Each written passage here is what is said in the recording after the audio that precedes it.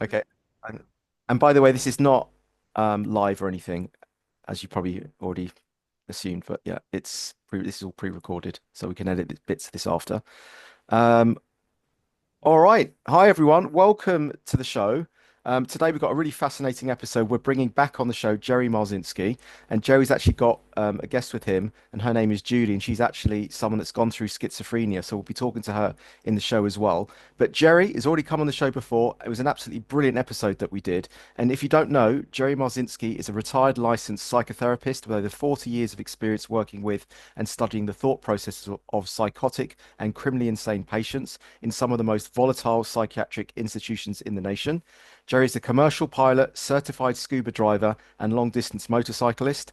He has held the position of second lieutenant in the Arizona Civil Air Patrol and assistant scoutmaster. He was awarded the state of Arizona's Meritorious Service Award and the Pima College Apple Award of teaching abnormal psychology. His formal academic training comprises of BA in psychology from Temple University, a master's degree in counseling from the University of Georgia, and 2 years of study in a PhD psychology program. He is the co-author of An Amazing Journey into the Psychotic Mind, Breaking the Spell of the Ivory Tower, and currently has a private practice in Arizona. Jerry's website is jerrymarzinsky.com. I got through that. All right. That's quite a mouthful. I got through that. You're Welcome to the there. show. Welcome to the show, Jerry and Judy. Good to be Hi, back. And nice to meet you, Judy, as well. you too. So I thought we'd sort of kick things off by Jerry. We did that show about a year and a half ago, I think it was, and yeah, I mean your stuff is important and very very different to the mainstream view of everything, and it's a real paradigm shifter, isn't it? Yeah, like what's been going on for you? How have you been, and any developments in your work? Well, it's just been very busy between the clinical practice and doing interviews. Hmm. Um, working with the MACE energy method. It's a cutting edge, brand new energetic psychotherapy that works better than anything else I've ever seen. I mean, it actually gets to the root of the problem and actually cures it. So I've been using that with schizophrenics, and even though it might not totally get rid of the voices, it gets rid of the garbage that these voices feed off of. And in some cases, it gets rid of the voices totally. Okay. There's information about that on my website at jerrymarzinsky.com. But what I'd like to start out with is that schizophrenia is not what the psychiatric mafia and the universities are telling you it is. I've been studying the voices that schizophrenics hear for, close to over 4 decades. Okay. I've interviewed hundreds of schizophrenics. And one of the things that the psychiatric mafia doesn't do, and Big Pharma doesn't do, is to ask patients about their voices. You know, what they've done is like the old Egyptian priests of old. They've just got up there and went, worthy authorities, we hereby declare that the voices schizophrenics hear are auditory hallucinations. Okay? That's far from true. Okay? They run very specific patterns. Okay? All those patterns are on my website, again, at jerrymarzinsky.com under articles. There's 23 different consistent patterns that these voices run. And if they run patterns, they can't be hallucinations. Hallucinations are random. They're all over the place. They're positive, negative, neutral. They're all over the place. Psychiatrists, psychologists, they just ignore the voices. They're taught in graduate school and medical school that they're hallucinations, and they just believe it. They don't check it out for themselves. So that's one of the things I started doing. It's like I noticed that the patients who were listening to voices the most got in the most trouble. Right? So I saw a correlation between the voices and them getting into trouble. Right? And then I started asking staff. I went to work at one of the biggest state hospitals in the United States, back in the 70s, and started asking all the staff, what are the voices? How do they operate? Nobody knew. They just all said they're hallucinations. But then I started asking the patients themselves, what are these voices telling you? Right? And one of the first things that came up is that they were consistently negative. They never said anything good. They always were running down the patient. You're no good, you're ugly, you're stupid, you're worthless, nobody likes you, your parents hate you, your girlfriend hates you, they're cheating on you. And it was just constant barrage of negative stuff. There wasn't any positive stuff, and the little positive stuff, if it did show up, was only to turn around and stab the guy in the back later. Okay? So here was the first pattern that I saw. It was a pattern of consistent negativity. They didn't say anything good. So my question was, what holds them on such a negative pattern? Why are they held to that pattern? How come they're not random like all other hallucinations? How come they don't say good stuff sometime and mediocre stuff sometime? Why is it consistently negative? Right? And then what holds them on that negative course? How come they are not random? First question I saw. Second question I saw is that one patient came to me one day and he said, when the voices come, I start praying the 23rd Psalm. He said, the voices react like worms thrown on a hot frying pan. All right. So I went, well, that's odd. So I never believed anything just one guy said. So I had access to scores of schizophrenics. So I started asking them, what happens when you pray? You know, and they would tell me the voices don't like it. So I started passing out the 23rd Psalm, and I'd ask them, pray this when the voices come. And I'd ask them, what happened? They said the voices went nuts. They didn't like the 23rd Psalm. They didn't like Psalm 91. They didn't like the patient reading the Bible. They didn't like them going to church. And this was, after scores of them have been interviewed. Up to this point now, I've talked to hundreds of them. All of them had virtually the same reaction. The voices didn't like religion. They didn't like preachers. They didn't like God. They didn't like Jesus. My next question was, why would a hallucination be anti-religious? Why would a hallucination hate God, not want the person to go to church, not read the Bible, not move down any kind of spiritual path? That didn't make any sense. And this was consistent. The third pattern I saw was that after the voices hit these people, their energy level dropped to almost nothing. And there was a one-to-one correlation between that, the voices showing up, and their energy level dropping to nothing. So I started asking them, you know, when the voices come, after they leave, do you feel that your energy levels drop down to nothing? And they go, yeah. And I would ask them, well, what do you think caused that? They go, I don't know. They had no idea. And that scores of them, they'd say, I don't know. And most of them didn't even notice it. They just knew they felt bad. Okay. And so I started asking them what the voices were telling them. And one of them went to one of the psychiatrists at the state hospital and told him that I was asking him about his voices and he didn't like it. All right. That next morning, I got called up to the psychiatrist's office and ordered to stop asking them questions about their voices. The psychiatrist told me they're hallucinations. By asking them questions about their voices, you're reinforcing the hallucinations and making them worse. I knew that was bullcrap at the time, but you can't tell these guys anything. You can't stand up to them. They run the mental health system pretty much. And I was ordered to stop doing that. So I had to be more careful. I got caught again later, a few years later. I had to really slow down. And again, I was warned by another psychiatrist, don't ask them questions about their voices. So it's like, why doesn't psychiatry want to know about the voices? It's the main symptom of schizophrenia. Why are they ignoring it? Why are they just blowing it off like it's nothing? They have done no research into the voices at all. Zero. They have nothing to stand on except their crazy proclamation that the voices are hallucinations. Right? They're not. Okay. And Judy will come in, she'll talk about that later. Okay. Yeah. So the voices were consistently negative. They were consistently anti-religious. They consistently seemed to drain the person. And the victim didn't understand that they were being drained. They when you ask them, they would say, "Oh yeah, after the voices leave, I feel drained," but they never thought about that on their own. They never made that connection on their own. So when I would ask them, "How do you feel after the voices leave?"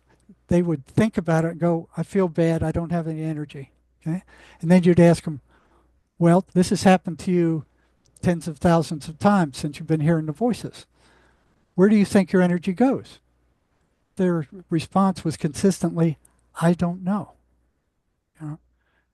And I'd go, "Okay, if you stuck your hand in a fire 1,000 times and each time the fire burnt you, you know, what's burning you?" They didn't have any trouble saying, "Oh, it's the fire. I know that." But then when I'd reverse the question again and say, "You've heard the voices thousands of times. Each time they come and leave, your energy level is gone. You don't have any energy. Where do you think your energy gone?" I'd say 85% of them wouldn't know. They'd still say, "I don't know." Maybe the 15% would say the voices took it, and then they'd realize it. But the voices don't want the schizophrenic to realize that they're also parasites, that they're also taking their energy, they're feeding off them. Okay, and this is consistent. You talk to them yourselves. Those of you who are working with schizophrenics, who are working in psychiatric hospitals, ask your schizophrenics this: What are the voices telling them? How do they feel after they leave? This is all verifiable by yourselves. That it's not no biological imbalance that Eli Lilly came up with it. So what happened in the when Prozac came out in the 70s, Eli Lilly came up with this lie to foster their Prozac, their antidepressant drug, and they published that mental illness is due to a biochemical imbalance. They had no proof of that whatsoever. They knew it was a lie at the time. They published it anyway. So then the universities started teaching it, and psychologists and psychiatrists were taught it in medical school. It's a complete lie. It's been debunked, and they're still pushing it. There is no biochemical imbalance. They haven't found one. There is no genetic marker. They haven't found one. Okay? Schizophrenia is caused by these voices, and if you get rid of those voices by any means, all the symptoms of schizophrenia will leave. All right. Um, so another thing that big pharma and the universities and the psychiatric mafia never ask is, where do thoughts come from? It's just not asked. It's just assumed that since they seem to be in your head, they come from you. That's far from true. The schizophrenic voices come from outside of the schizophrenic. What they're able to do is insert thoughts, negative thoughts, into the patient's minds, into their thought stream. Because, the voices are energetic beings. They're not hallucinations. They run patterns. And their operational definition is the patterns that you would find in my website under articles. And that defines what they are and how they operate. But they come from the outside. They can read your mind. They can pretty much pull all the rotten things you've done and throw them at you to get you upset. They want you upset. They want you paranoid. They want you negative, and they feed off of the negative emotions that the schizophrenic and the rest of us generate. So it's not just the schizophrenics who hear these things. We all hear them. Yeah. They're known as intrusive Intrusive. thoughts. Yeah, I was just going to say that. Yeah, intrusive thoughts. Everyone has those, but you also give a good example on your website. It's like a radio. The music doesn't actually originate from the radio box itself. It's an antenna from somewhere else, isn't it? It's the same Yeah, metaphor, isn't it? These exactly thoughts, right. these kind of negative thoughts that we have aren't being generated and originating within our own minds. We're just an antenna picking up from somewhere else. Nobody's ever found a thought in anybody else's mind. Mm. They've done millions of autopsies. Nobody's ever found a thought in the person's brain. Okay? So these are energetic entities. They are at a very low frequency. They are attracted to low frequencies. They're attracted to people who are seriously emotionally, sexually, physically abused. Okay, they're tuned to a low frequency, just like a radio when it gets tuned to, what do you call it, that acid rock or low frequency stuff, right? And they hit everybody, you know, but they're not as successful with people at a higher frequency operating at a higher spiritual level. You know? So um, they hit you through intrusive thoughts, and everybody hears them. I mean, everybody's experienced a thought that have barged into their head, and they went, "Where did that come from?" That's an awful thought. It sucks. It doesn't belong in my head. It doesn't belong to me, and they know it. You know, that came from outside. It comes from these negative energetic beings. So what they're doing to all of us is what we do to cows. I mean, we take a cow out, we put it in the pasture, it eats grass, it feeds. The farmer brings it in, it milks it, turns it back out into the field again. It eats grass and it just repeats. So that's what they're doing to us. You know, they fill our minds with negative stuff. You know, they generate the negative emotional energy and then they feed off it. So if you look at what's coming over the mainstream media and what has been coming over the mainstream media, it exactly matches this list of negative factors that these negative entities have. Negativity, fear, uh, just all the way down the line. Okay, so that tells you something. You know, if the negative mainstream media, if their information matches what the patterns of schizophrenics are hearing, then something's wrong with them. You know, and we all know it is. You know, the mainstream media is losing a lot of ground. Those patterns that the mainstream media puts out match exactly those in the mind of a schizophrenic. Okay? So the mental health system in the West right now is way off of balance. The big pharma has taken it over. It was taken over by the um, deep state, back in the 50s when they outlawed all other um, methods of teaching medicine other than pharmacology. So what they're teaching now is pharmacological medicine. Benefits only the friggin' drug companies. Okay, none of these psychiatric drugs actually cure anything. They just tamp down symptoms. They don't fix anything. The Mace energy method will go in there and it will get rid of psychological problems. These drugs, they just drug up the mind. They don't get rid of those thoughts. They don't get rid of those feelings. They don't get rid of trauma. So what happens is in the United States, 50,000 people in the U.S. are killing themselves every single year, year after year after year after year. All right? And a majority of them are on some kind of psychiatric drug. It doesn't cure anything. There were close to 50,000 people or more killed in Vietnam. And what does that tell you about the Western mental health system? It's awful. It doesn't work. It just doesn't work. These pharmacological drugs don't work. Okay, and yet we're being taught in the universities. We're being taught over the television, but that oh, you're feeling bad, go to a psychiatrist, and they'll give you some drugs. The psychiatrist and big pharma, the global antipsychotic sales in 2021 have soared to $14.54 billion and expected to hit $15.5 billion by 2022. These drugs don't work.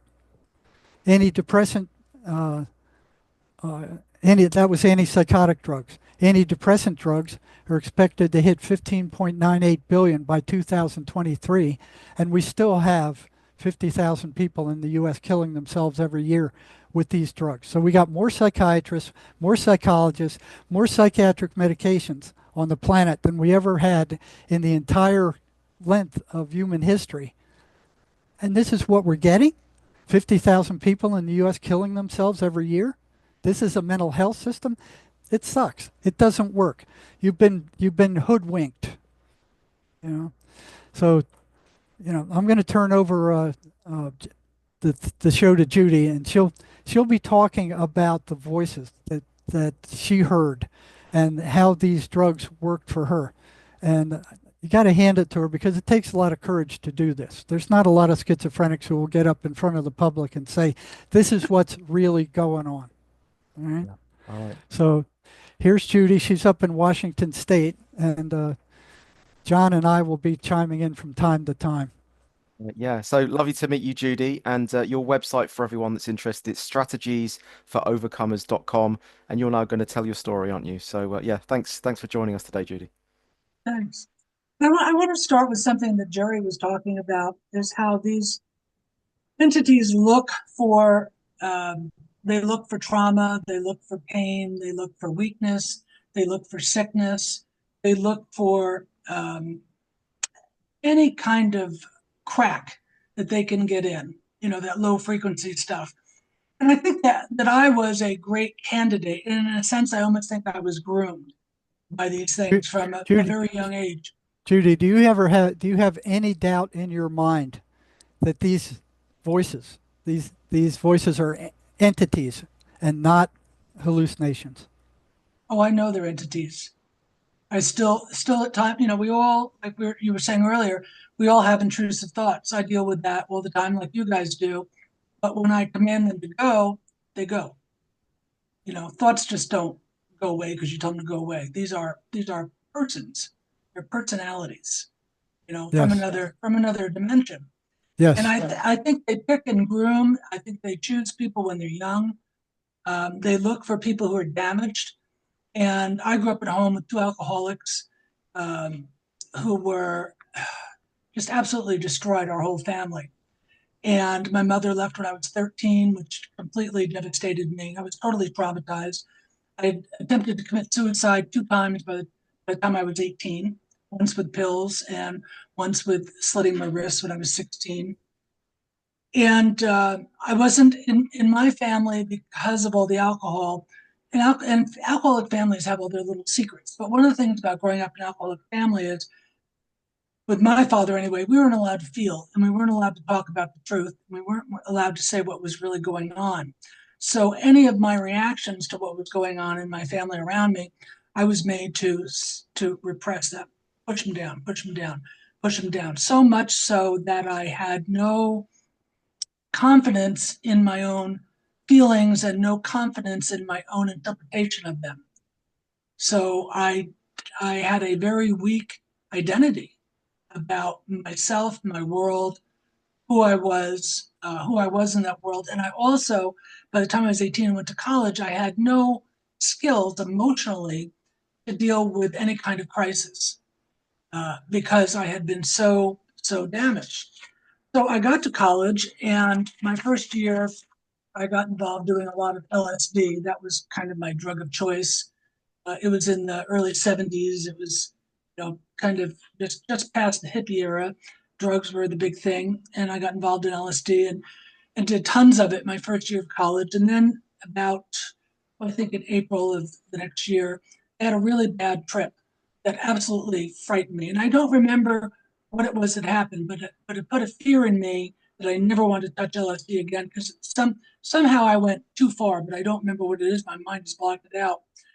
So I stopped doing that. I was still smoking pot. I went home for the summer. And while I was home for the summer, I was waitressing and I started having these episodes where I'd black out or blank out, be working, walking, doing things that I would blank out. And it was suddenly as if the whole world stopped. I didn't know where I was. I didn't know what I was doing. And then 5 or 6 seconds later, boom, I popped back into reality. And I didn't realize at that time that there was something playing on me. I didn't know what it was. I just happened a couple of times. I kind of blew it off and went back to college. When I got back to college, um, there was a guy that I was involved with, and things weren't going real well with him. And so I took a bottle of pills. And when I took that bottle of pills, I was lying on my dorm bed. I took the pills and I was waiting to die. And I literally had the sense that if I didn't call somebody to come help me, that I was going to die. And I was convinced if I died, I was going to go to hell. It just came over me with such a dread and a fear. So I picked up the phone and called somebody. And the next thing I knew, I was in the hospital with tubes down my throat. um, and ended up then in the psychiatric system. Because in New York State, if you attempt to commit suicide, you go in a hospital, you get reported, and then you're thrown into the system. So I was thrown into the county mental health system, given a psychiatrist, and worked with him. But also around the time, this happened many years ago, so it's hard for me to, in a period of a month or so, so much happened. It's hard to say what was when. But I was in my dorm room one day. This was after I tried to commit suicide, and my life kind of after that suicide attempt kind of crashed. I just was lost, just lost. The guy that I was in love with left college because I scared the hell out of him, and I was so lost. I was lying in my dorm room, smoking pot, listening to music, and as I was listening to music, I visualized or hallucinated a door, and I've told Jerry about this many times. It was a big door. It was a big, huge, heavy wooden door, and the door was closed, and it was calling to me. It was like, come on, come on. Well, I'd been through doors and portals when I was doing LSD. That was pretty common. My girlfriend and I would come to a portal, and we'd walk through it and then continue our trip into some new hallucination. So I thought, okay, this is some crazy hallucination. Let's go through the door and see what's going on. So I opened the door and I walked in, and this is all in my mind. I'm seeing this in my mind. And I walked in, and once I got through that door slammed behind me. In my mind, after I walked through that door and that door slammed, my mind went into another dimension. I could not get out. I could not remove my mind from wherever I'd gone beyond that door, which I think now was my mind had gone to another dimension. And that's when the voices started talking to me, right after that happened.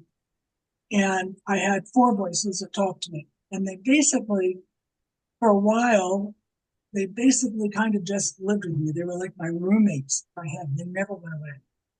And they would Judy, talk. how did you figure out that those weren't you?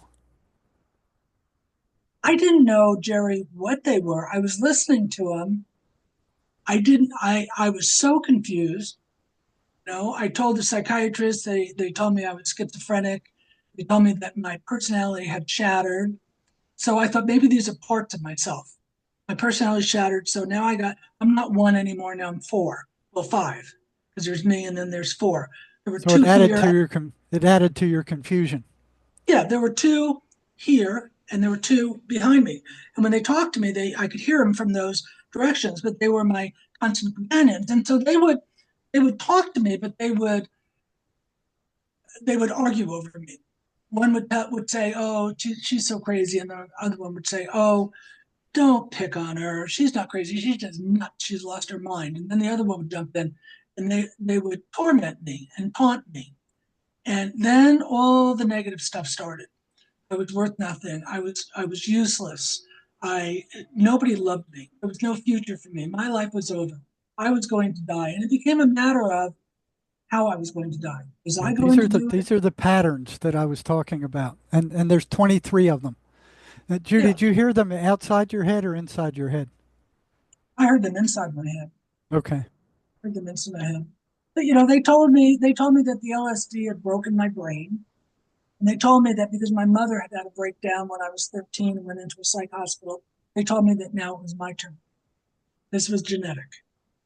So it was my turn to be crazy. There was no other road for me. There was no other way out.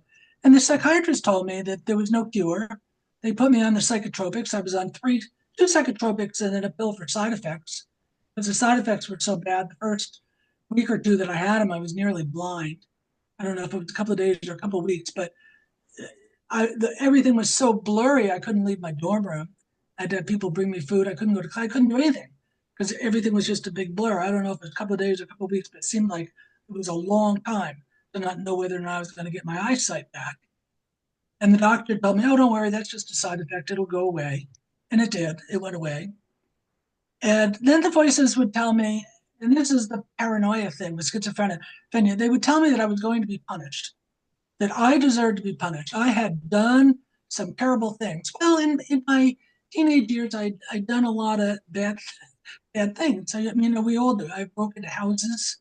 I got involved in organized crime. I had done some bad things. And they told me that I was going to be punished. for the things that I had done. And if And they were notice how some, it's negative stuff that they're saying all the time. They want to generate that negative emotional energy. And did well, you feel? they also knew what I had done as Yeah, a teenager. But yeah. that's very common with familiar spirits. They travel in families, they know what people do, and they can tell you what you did. They can tell you what your grandparents did or your great grandparents did. So I thought that I had just broken my mind. I'd lost my mind. I was out of my mind. I'd ruined my life. Um, and I spent so much time, John, trying to figure out how did I ruin my mind? How did LSD ruin my mind? And at the same time at school, there was another girl who had a breakdown and ended up in the state hospital. Similar experience to mine.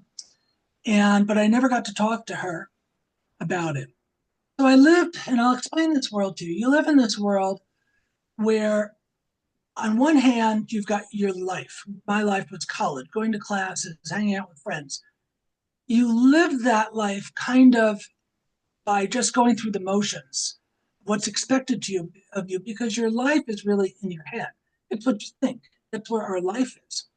And I was in there alone, and I would say to people, they'd say, what are you doing? I'd say, I don't know where I am, because I didn't know where my mind was.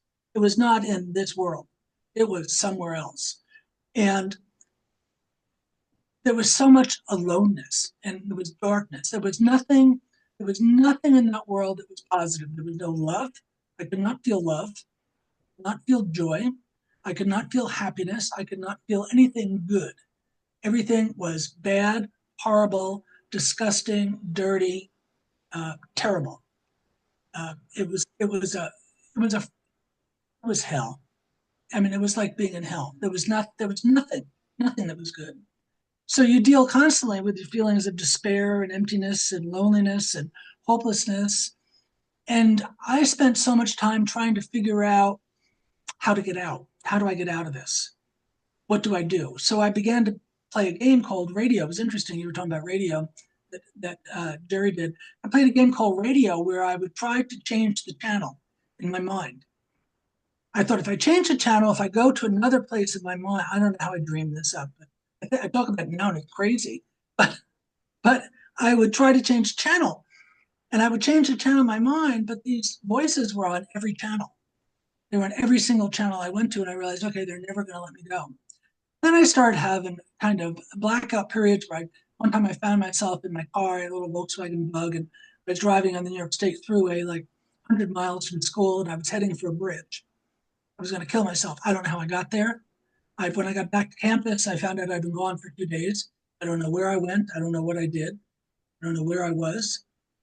And so I'd find myself in places that I don't know how I got there. I'd look in the mirror and I wouldn't recognize myself. I would know that I looked familiar, and I think, is that me? But there was such a I don't know if you understand this, Jerry. There was such a disconnect mentally from myself to what I saw in the mirror and what I had become because of these voices, this presence that Judy, I didn't did they tell you to kill yourself,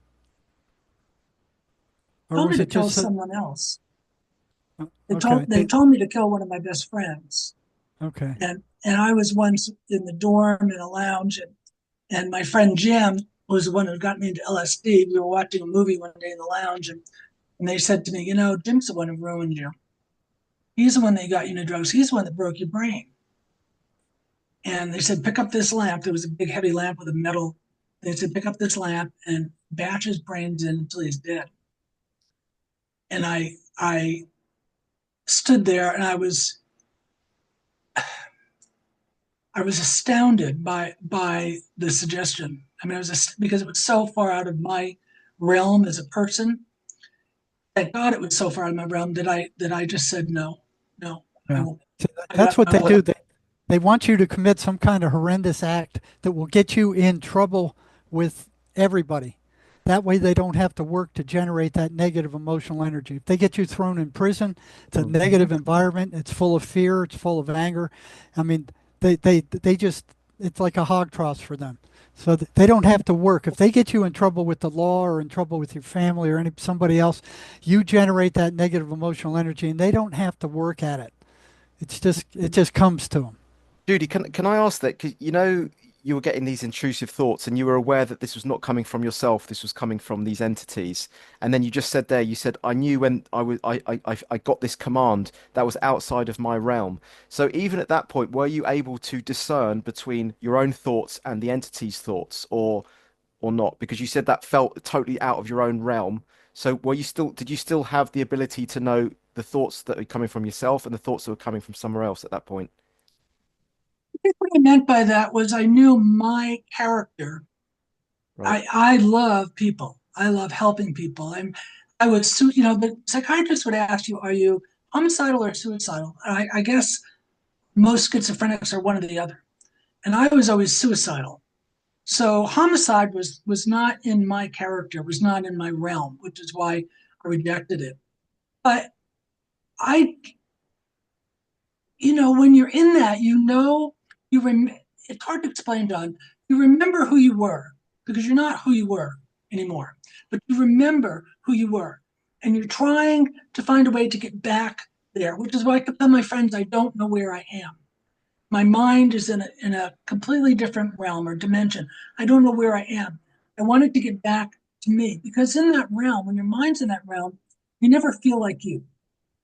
Sometimes you just have moments when you feel like you and you feel good. You think, wow, I'm doing good. There are none of those moments. You don't ever feel as if you're you. You're always looking to find you because you don't know where it is. You don't know where you is.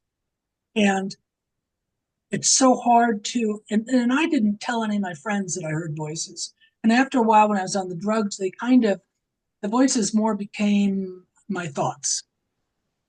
They kind of tampered down. The drugs kind of lowered, they kind of lowered the noise. Yeah, So it was, they lower the intensity yeah, and the the volume. intensity. So the Yeah, drugs do so work. The drugs do work to a certain degree then. they lower, but what they do is they turn you into a zombie. Yeah. And so now you're more exhausted than you are. And Jerry was talking about how they suck the energy out of you. And for me, they would come in, they were always kind of there, but they would attack at certain times and start knitting at you like this. And so you're spending all your energy to resist that in your mind, in your spirit, in your soul. You're trying to resist that because it's constant attack. It's like somebody's stabbing you, with knives constantly. You're struggling to block that, and there's no blocking it, and it's exhausting. When those attacks come, by the time they're done with you, you're spent. You go to bed for a day. You're spent. You're just wasted because it takes every bit of energy you have to resist that stuff. And you're also resisting, for me, I was always resisting going one level worse. But if I buy into much of this, if I don't fight it, they're going to drag me to a different worse level, like a second level of hell or something. I felt that it could get much worse. That they would take me and there'd never be any coming back. Where I was fighting to come back, but I sensed that if they took me to another level, I was never coming back. And that's what I was fighting all the time, was that permanent gone. There was still enough of me left in the middle of this to fight, but I knew if they got that they could destroy in me that will to live, which is what they were trying to do, that I could go and end up in a mental hospital for the rest of my life. And there'd be no coming out, there'd be no fixing me. And around that time, during that whole thing in that fall of that was 1971, I became a Christian. Met a woman on campus who preached the gospel to me. I became a Christian. And it didn't change anything for me. I didn't understand the power of God. And these voices would tell me, I don't know why you read the Bible because Jesus let people kill him. What kind of God is that? Why would you follow something like that? They would tell me this. I'd open the Bible and they'd say, read about this week. Why are you wasting your time? It took me a long time to remember that because Gary had asked me a couple of months ago, what they said about becoming a Christian. I couldn't remember. little by little things pop up because this was 50 years ago. And they would tell me, this is a religion of weaklings. But I held on to it because I thought, I'd read the Bible enough to know that Jesus had healed crazy people. He had healed uh, lunatics. And I thought, if he could heal a lunatic, maybe he could help me. But nobody in the church knew how. And so they just, in the church, the people I knew in the church, they didn't understand what I was going through. They thought I was a little depressed and I was a little weird because I was kind of had been a hippie. And so I found no help there at all. So, a typical day in my life would be I'd wake up to this yelling, this torment in my head. And then you deal with the anxiety so you're in anxiety 24 hours a day. You wake up in anxiety, you go to bed in anxiety. You're hyper vigilant because you're waiting for that phone to ring or the door to knock for whoever's coming to get you to take you away to punish you. Then, you're punished.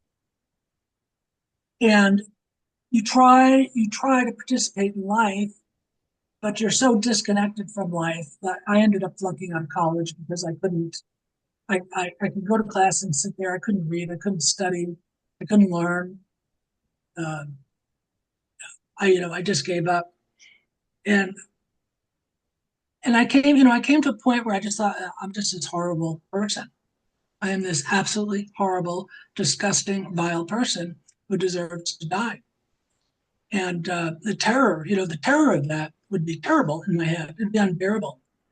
And I was afraid that my friends and the psychiatrist would find out how absolutely crazy I was because the craziness was in my head.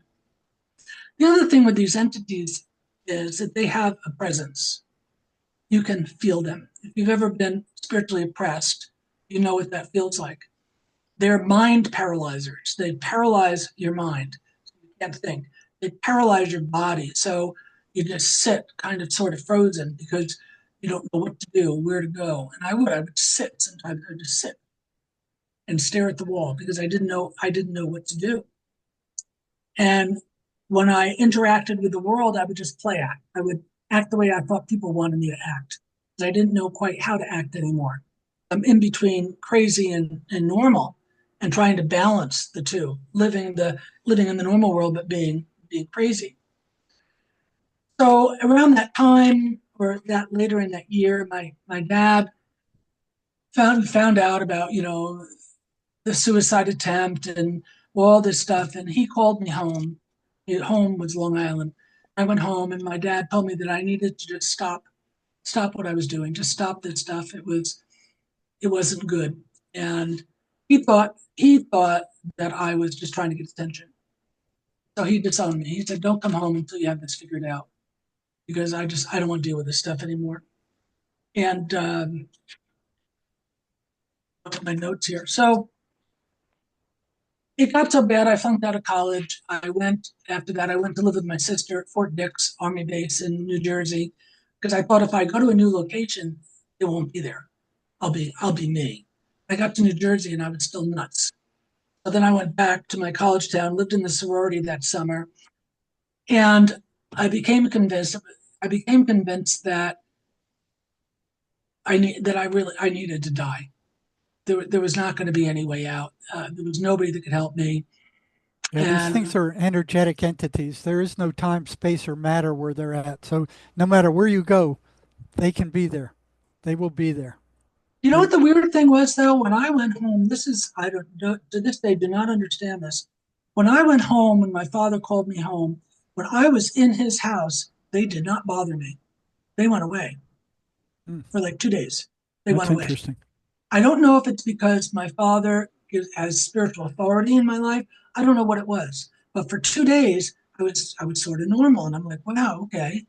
And the minute I walked out of the house and back, oh, boom, they were back. So I don't know what that was about. I have no clue. So living in the sorority house, decided that I needed to die because the psychiatrist couldn't help me. My family didn't want me. I'd flunked out of college. I had no life. I had no skills. I didn't know how I'd support myself. I was on welfare at the time. And so I decided to kill myself. So I went out and hooked up a hose to my car and put the hose in my door and roll the window up and turn the car on. And a friend of mine um, who knew how bad I was struggling somehow had, I don't know how she knew, but she knew somehow that I was outside, and she came running out and found me and dragged me out. I was like, okay, well, that didn't work. Now what am I going to do? So I went to see my psychiatrist and I told him, you need to help me. And I had decided that I wanted to go to another city, and where a friend of mine, the woman who had brought me to Christ, lived. There was a house with some Christian women there at Syracuse University where I could live. And I'd heard about a secretarial school for a couple of months. I thought, I'll go learn how to type. If I learn how to type, I could get a job. So I went to the psychiatrist and I said, if you don't help me, I'm going to kill myself. At this point, I have nothing to lose. I didn't think he was going to lock me up. I'd already gone before the board of psychiatrists to decide whether they were going to lock me up, because that was required, I guess, when suicide, predicate suicide, you have to be evaluated by a board. So I sat. So I told my psychiatrist this, they'll help me, got me on rehabilitation, so that they pay for the schooling and they paid me until I was done schooling. The school was like 4 months long. So I moved to Syracuse with these Christian women, and I went to this school and I flunked out of that. But I did learn how to type about 120 words a minute. I'm a really, really good typist. Been a pianist as a kid, so I had good fingers. So I got out of there, and they helped me get a job at the newspaper in Syracuse. I worked on the copy desk. But I was going to work and having all this stuff going on in my head. But fortunately, it was the kind of job that was rote. All I did was sit all day and I typed computer code or stories. It was when they were going to computer and you had to type the codes into the stories using delta codes on Selectric machines. I learned how to do that, and still fighting with all this stuff. So then I decided that I needed to commit myself, because I could barely handle having a job and living with these women who all wanted me to be happy, happy, and nice, nice, and I wasn't happy, happy, nice, nice. So there was a psychiatric hospital there at Upstate Medical Center in New York, in Syracuse. I went there, knocked on the door, and the psychiatrist talked to me and told him I wanted to come in. He said I couldn't come in. I don't know how you would get in. I guess you have to be this. But he said he'd break the rules and he would see me 3 times a week as an outpatient. So I went for saw him twice, and then he introduced me to this other guy, Conrad, who was fresh out of college. I don't even think he had a master's. Conrad's going to be your counselor. And I said, okay. And so I was working, and I'd go 3 times a week, and I'd see Conrad. And Conrad talked to me and I kept telling him what was going on in my head. And Conrad said, it was a good Catholic boy. And he said to me, I think your problem is sin. And I'm like, my problem is sin? Okay. And he said, let's deal with your sin. And I'm like, really? He said, okay, well, if you don't want my help, I'll leave. He said, I'm going to walk out of here, and you decide whether you want to do it my way or whether you want to walk. You decide. I sat there and I thought, well, I got nothing else. I got nothing else. So Conrad came back in and I said, okay, I'll deal with you. And I said, what do you mean my sin? He said, let's talk about all your trauma, but let's talk about all your reactions, your anger and your bitterness and your resentment and your all this stuff. And this stuff was all the stuff these entities were feeding on, all this negative crap that I had inside me. So Conrad took me through my life. We dealt with the trauma as best we could in our drive by, visit through it. And I did a tremendous amount of forgiving. I had to forgive my parents and all their alcoholism. I had to forgive my mother for abandoning me. I had to forgive my father, who was emotionally available. He was a narcissist. I had to forgive. I forgave my sisters and my brother for abandoning me. I forgave my father for throwing me out of the family. I forgave all my friends for not understanding. I mean, I went through all this stuff. And as I began to do that, I began to get a sense of who I was. I could almost feel myself again because this junk was going. And I spent so much time crying out this trauma. I was releasing all this trauma and this pain. I had so much pain. My mother and I, when I was little, before she cracked up, she was my best friend. We were so close. She basically threw me under the bus to feed her alcoholism. She abandoned me emotionally. It broke me. as an 8-year-old kid. It just broke me, and she expected me to take care of her. So she parentified me so that I was the mother, she was a child. And so I had to take care of her until she left when I was 13. And then when she was gone, I was devastated. And my dad told me, don't sweat the small stuff. So I was never allowed to talk about it. So I carried all this pain, and this counselor helped me get it all. So I got all that stuff out, and I started feeling better. And the voices were, they were still there. They were more my thoughts, but they were not as strong. Didn't fight as hard. They had less power. And I felt a lot better. I felt a lot better. I felt almost human, and I hadn't felt human in a long time. But I was still in the battle, and I didn't know what the rest of it was. So I was going to this charismatic Methodist church in the University District in Syracuse, and I went one Sunday, and there was a woman there named Evelyn Carter from Philadelphia, and she was known all over the country. I didn't know that. She had written a book. She was on all the the Christian shows, and she had sort of I don't know if you call it a deliverance ministry. She just talked about spiritual warfare, basically. She wasn't out casting demons out or anything. She was just talking about spiritual warfare. But I don't remember what she talked about that day. I was listening to her, and I thought, you know what? I think she knows. I think she knows something I need to know. So when I got home from church, I called one of the elders because I knew the elders, and I said I need to talk to her. And they said, okay, come on over. She was over at one of their houses. So I drove over there and sat down with her, and she said, well, tell me what's going on. And so I started telling her, and I talked for like 2, 3 minutes, and then she just said, stop, stop. And I said, what? And she said to me, you're dealing with these are demons. Voices in your head are demons. Thoughts in your head are demons. She said, I'm going to teach you how to get rid of them. It doesn't take a lot. She pulled out this little pocket promise book Gabriel Wilkerson had published a list of scripture according to some fear, and then are you Judy, loathing? Judy, what did you think when she told you they were demons? How'd you react to that? Well, it was kind of a double reaction. One of, wow, maybe this is the truth and this is great. And the other, it's like, oh my God, Yeah. what kind of hell am I in? But she acted like it was no big deal. She acted like that. And she told me they have no power over you. She said, you're a Christian, you've accepted Christ, you've repented of your sins, you're saved. They have no power over you. And I said, but they do. And she said, no, they don't. But I'm going to tell you how to get rid of them. So she said to me, when they attack, you take out this book and you find whatever, if it's fear they put on you. And the thing about schizophrenia is it is a syndrome of fear. You live in fear 24 hours a day, every day of the week. The fear is if your life might end in 5 minutes is never gone. And she said, so when they attack you with fear, she said, take out this book and take the scriptures about fear, read them out loud, and tell them, in the name of Jesus Christ, you must go.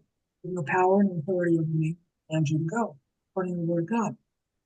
And I sat there thinking, okay, it was like, it's that simple, huh? And she said, just do it and let me know. And that was that. And I thought, okay. So I took my little pocket promise book, and I actually kind of thought the whole thing was nuts. It was absolute, but I had nothing else. There was nobody else that had given me any answer other than Conrad, who would help me deal with some of my trauma. So I went to work. I took my little book, and I was sitting at work. Uh, I don't know, maybe that day or the next day, and the fear comes, and it would come in waves, like panic attacks. So I grabbed my book and I ran to the bathroom and locked myself in a booth. And I said what she told me to say, and I read the scripture out loud. And I told him, in the name of Jesus Christ, be gone. You have no power over me, no authority. This is what the word of God says. You're not giving me a spirit of fear, but a love, power, and a sound mind. Go now. And boom, like that, they left. And the air cleared completely. And I was normal. I was absolutely normal. And I'm like, whoa, this is the craziest I've ever heard. So I thought, well, that was it. So everything was good. Well, it wasn't. Because they came back and tested me. over a period of 3 or 4 months, till at least I think summer, or I don't know, it was a couple of months anyway. And they tested, they would come back. And so I'd run to the bathroom, I'd look and I'd read scripture, and then boom, and I told them to go, and then boom, they would go. And they did this over a period of months, and I was getting better and better because the attacks were less and less. I wasn't really hearing them in my head so much. They weren't there all the time. And the presence, that demonic presence that I'd had for 4 years wasn't on me. That pressure that comes down. If you've been, that pressure that comes on you. I've been living under that. That was gone. So my counselor said to me, "Well, you need to get off the drugs now. You're doing so well. You're feeling good. Time to get off the drugs." And I was like, I was so scared. I was so scared, John, because I thought, well, what's going to happen? Are they going to come back? I went into just complete confusion. And then I thought, you know what? I've come this far. I'm just going to do it. So I got off the drugs. I went through a withdrawal of a couple of days. It was shaking and sweating and tremendous anxiety and fear. And then I woke up, and it was Easter morning of 1974. And I woke up and I got out of bed and started getting dressed to go to church. I realized it was all and the drugs were gone, the side effects from the drugs were gone,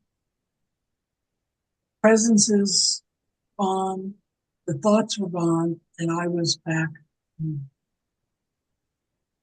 And I was shocked. But it's really interesting because that year, November of that year, this was in April, November that year, I'd been walking to the bus stop from work one night. I worked from like 2 to 11 at night. And I was just singing this Christian gospel song walking down the street. And in a moment's time, everything lifted off me. All that garbage lifted off me. And it stayed off me until I got to the bus stop, which is about a block and a half. And then I thought, what was that about? And I think now, when I look back, I think it was God's way of saying, I'm going to heal you. This is what it feels like. You're still here. It was like him saying, keep going. You're still here. But I didn't really understand it at the time. And after I got through all this, I really didn't understand all of it for a long time, because you go on in life and they're still there, but then it becomes normal spiritual warfare that a Christian deals with, which is, we talk about, the intrusive thought and oppression and those kind of things. But that was it. That was the end of them. Well, they never came back then. So those thoughts never came back, or not in the same intensity, or They came back once to tempt me. I was very ill during COVID, and I was disabled for a while, and I had some personal problems that were quite devastating.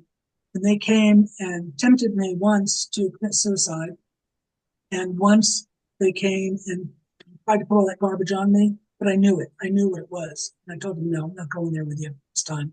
You're not taking me. And I said, no. And they were gone.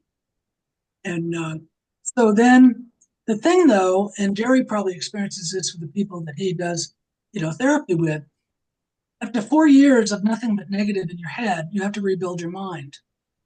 You've got to rebuild your thoughts. You've got to rebuild your identity, because now the presence is gone and the voices are gone, but you are this, they do so much damage. They destroy your identity. They destroy your self-image. And so that became my work. And that's what I did. And I spent sometimes hours a day. I would read the Bible just to put something good in to replace. And over time, my self-image did change and those things did go. But there was a lot of repair that had to be done after the fact. Yeah, that's a great point because, there's some exorcists that can get rid of these things, but then it leaves that open space. You have to fill that with something spiritually positive, or they will come back with reinforcements, just like the Bible says. That the house is empty, and if you don't replace it with some kind of positive spiritual movement, they'll come back. Yeah, you've got to rebuild your thoughts. And I didn't understand at the time. I would sit and read the Bible at night for 2-3 hours sometimes. So much so that now, if my husband reads the Bible out loud, we'll read something, I can finish a sentence. I had a almost photographic mind, kind of a half photographic mind. I could just, because I read it over and over and over, and I didn't understand at the time what was happening until as I years went on, I realized, okay, my thinking is completely different. My sense of what truth is completely different. My who I am as a person is completely different. I don't identify with all that negative anymore. But it was a work, and I work now with with women mostly, who deal with negative self-image and who deal with intrusive thoughts, and help them tear down some of the stuff. I've written a book about it, and it's called Strategies for Overcomer. It's on Amazon, and it talks about uh, building yourself into a strong spiritual warrior, basically. By learning the truth, knowing what the truth is, knowing who the enemy is, knowing how to fight the enemy, by building your faith up. And so now I help women with that. And Jerry does the base. I'm taking this training so that I can help people more. And so that's basically it. But I recognize now when I walk around and I see people who are struggling, I can identify with stuff like that. I see it. Having lived with it for 4 years, I recognize it when I see it. I've had people come to me that say, "Oh, I need you to pray with me," and I look at them and I can see what they're dealing with, and I tell them, "You're dealing with, depression and worthlessness and hopelessness and a little bit of despair." And they're like, "How do you know?"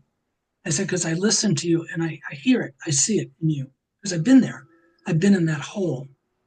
And I recently went to see someone I know um, who's got a family member who's dying, and I just felt compelled to go see her.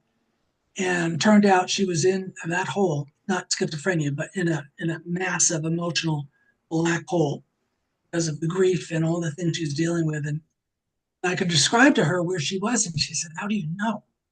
I said, "Because I've been there." And so what I do now is I help people that are in that hole, and they call me, they email me, and ask me to help them, and I do the best that I can help them. Hopefully, when I get done with the MACE training, I can do.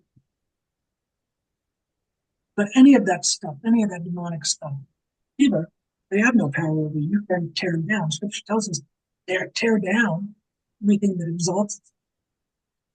It's just a matter of, in the name of Jesus Christ, I tear you down. Go, be gone, get out of here. Placing it with something positive.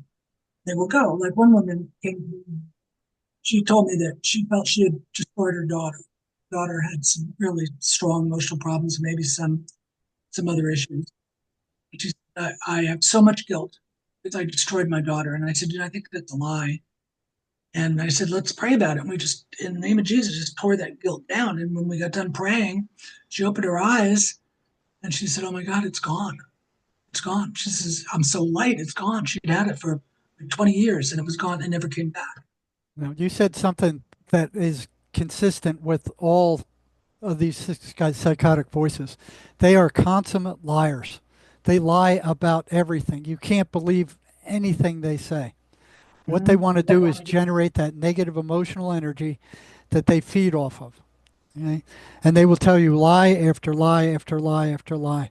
So Sherry Sweeney, my co-author with the book we wrote about this, she came up with a program that's free on my website. It's called the That's a Lie program. So any of you who are struggling with this, you can go to jerrymarzinsky.com, then go to articles and look for the That's a Lie program. Get it and put it to use consistently, because it will be lie after lie after lie after lie that they tell you. And if you buy into those lies, Mhm. you're getting drugged deeper and deeper into the psychosis. It gets worse and worse and worse. If if you know they're lies, and you don't pay attention to them because you know they're lies, they can't get their claws in you, right? Yeah. Sherry recovered just basically with that one program, using it over and over again.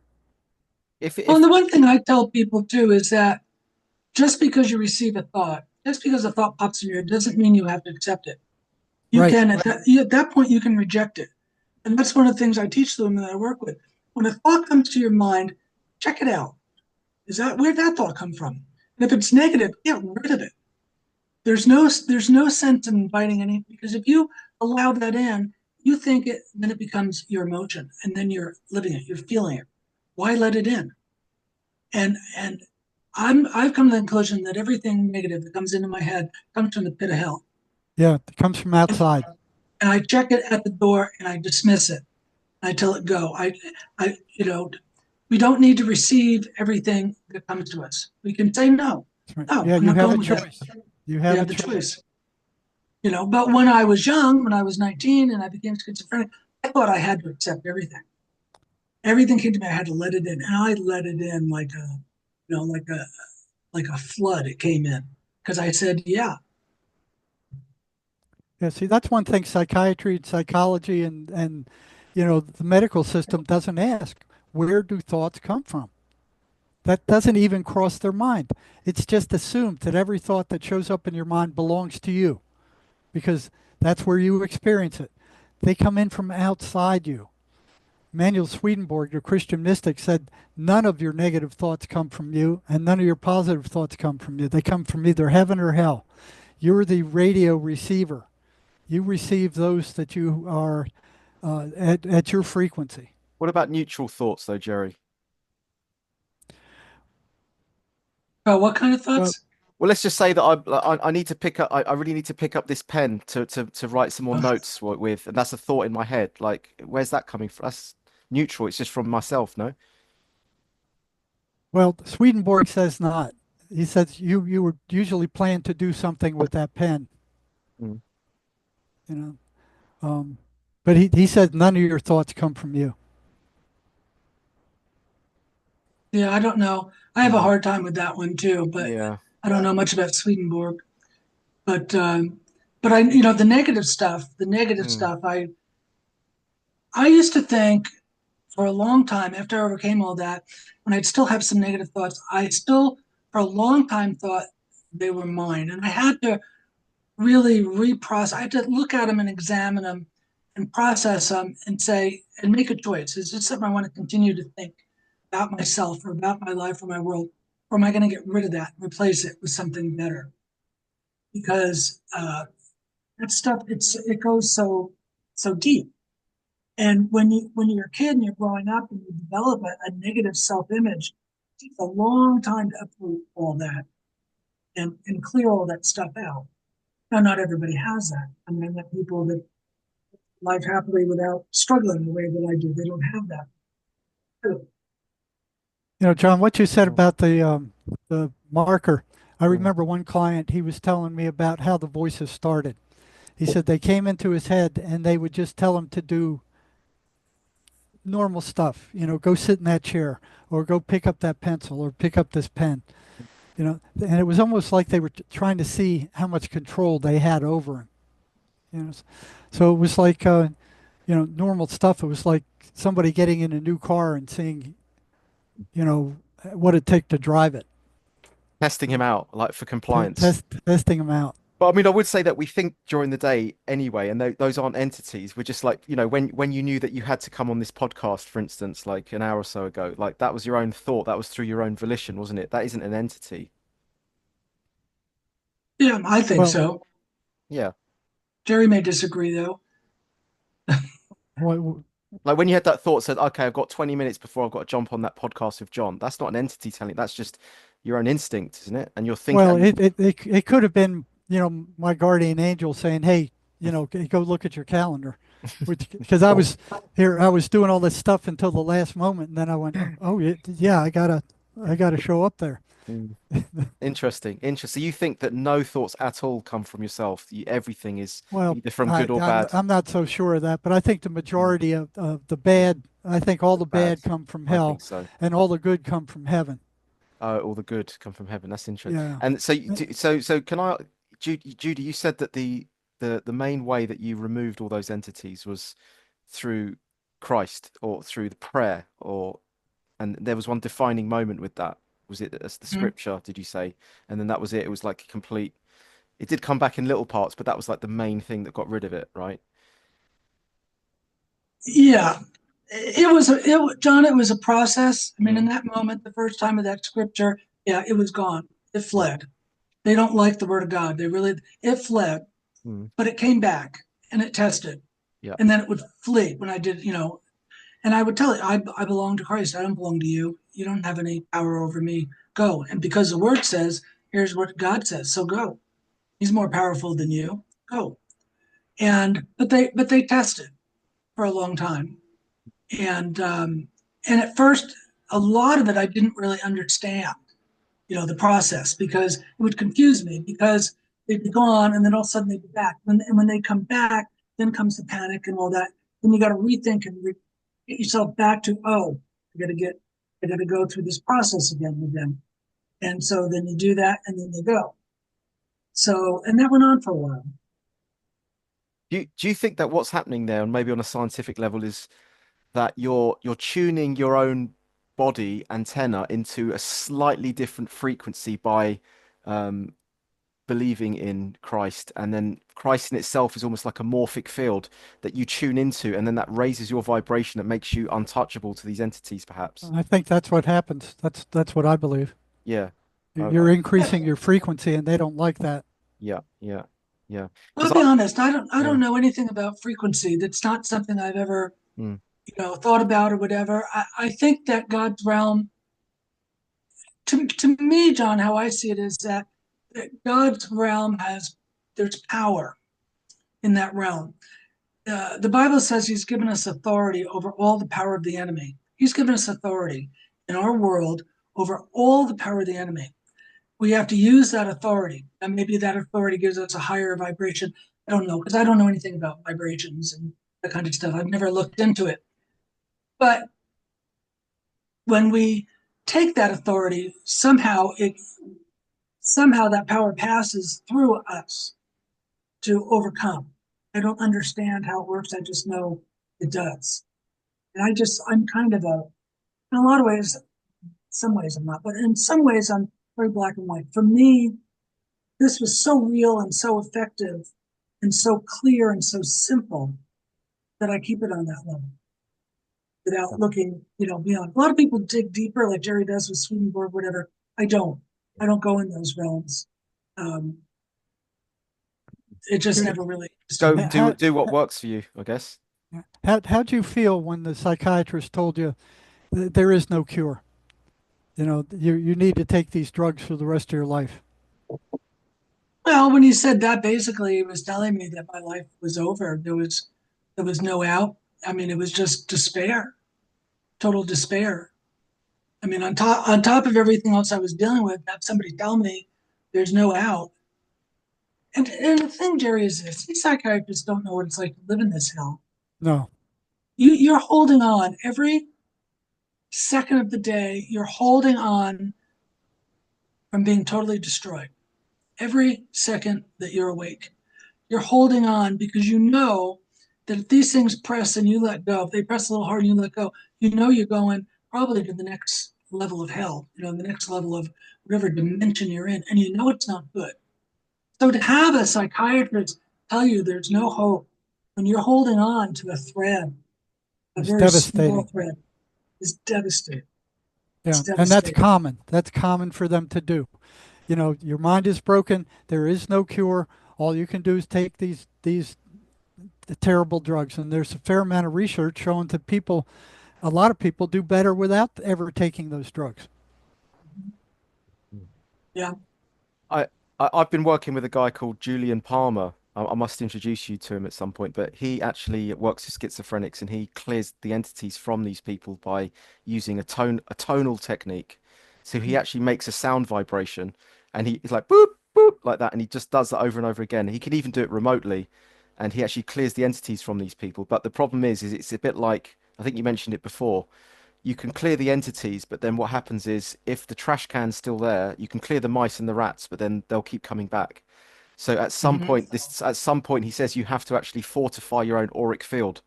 You mentioned it there, Jerry. You said you have to somehow fill the void with some kind of spiritual aspect, or it has to be filled somehow to keep the entities out at that point. Because just clearing the entities isn't enough. You have to then No. subjectively work on yourself to raise your vibration. Or Judy, you said just be in that realm, God's realm, whatever works for you, just to feel fulfilled by that and keep the entities out that way. But he actually does this zapping, this tonal technique, and he works with schizophrenics online. You can do it remotely, even if he's not there in the same physical space, and it does work. Because actually, I'll let you. I might not put this into the final edit, but I had entities attacking me for about 3 months, and it was all. What happened was a girl reached out to me that I used to go out with about 10 years ago, and I ignored her email. And when I finally got round to emailing her, she wouldn't email me back. And I went onto her Facebook and I was like falling in love with her all over again. I'm like, oh my God, I can't believe it. I've lost this beautiful girl out of my life. And it hit me so bad that it dug down onto the deepest pain that I'd had, which is that love for her and all the rejection and the abandonment and everything like that. And it was so, so strong that I just didn't want to be here anymore. I just did not want to be here anymore. I was going through desperation, panic, anxiety, depression. I couldn't eat for a week. I mean, I've never seen abs.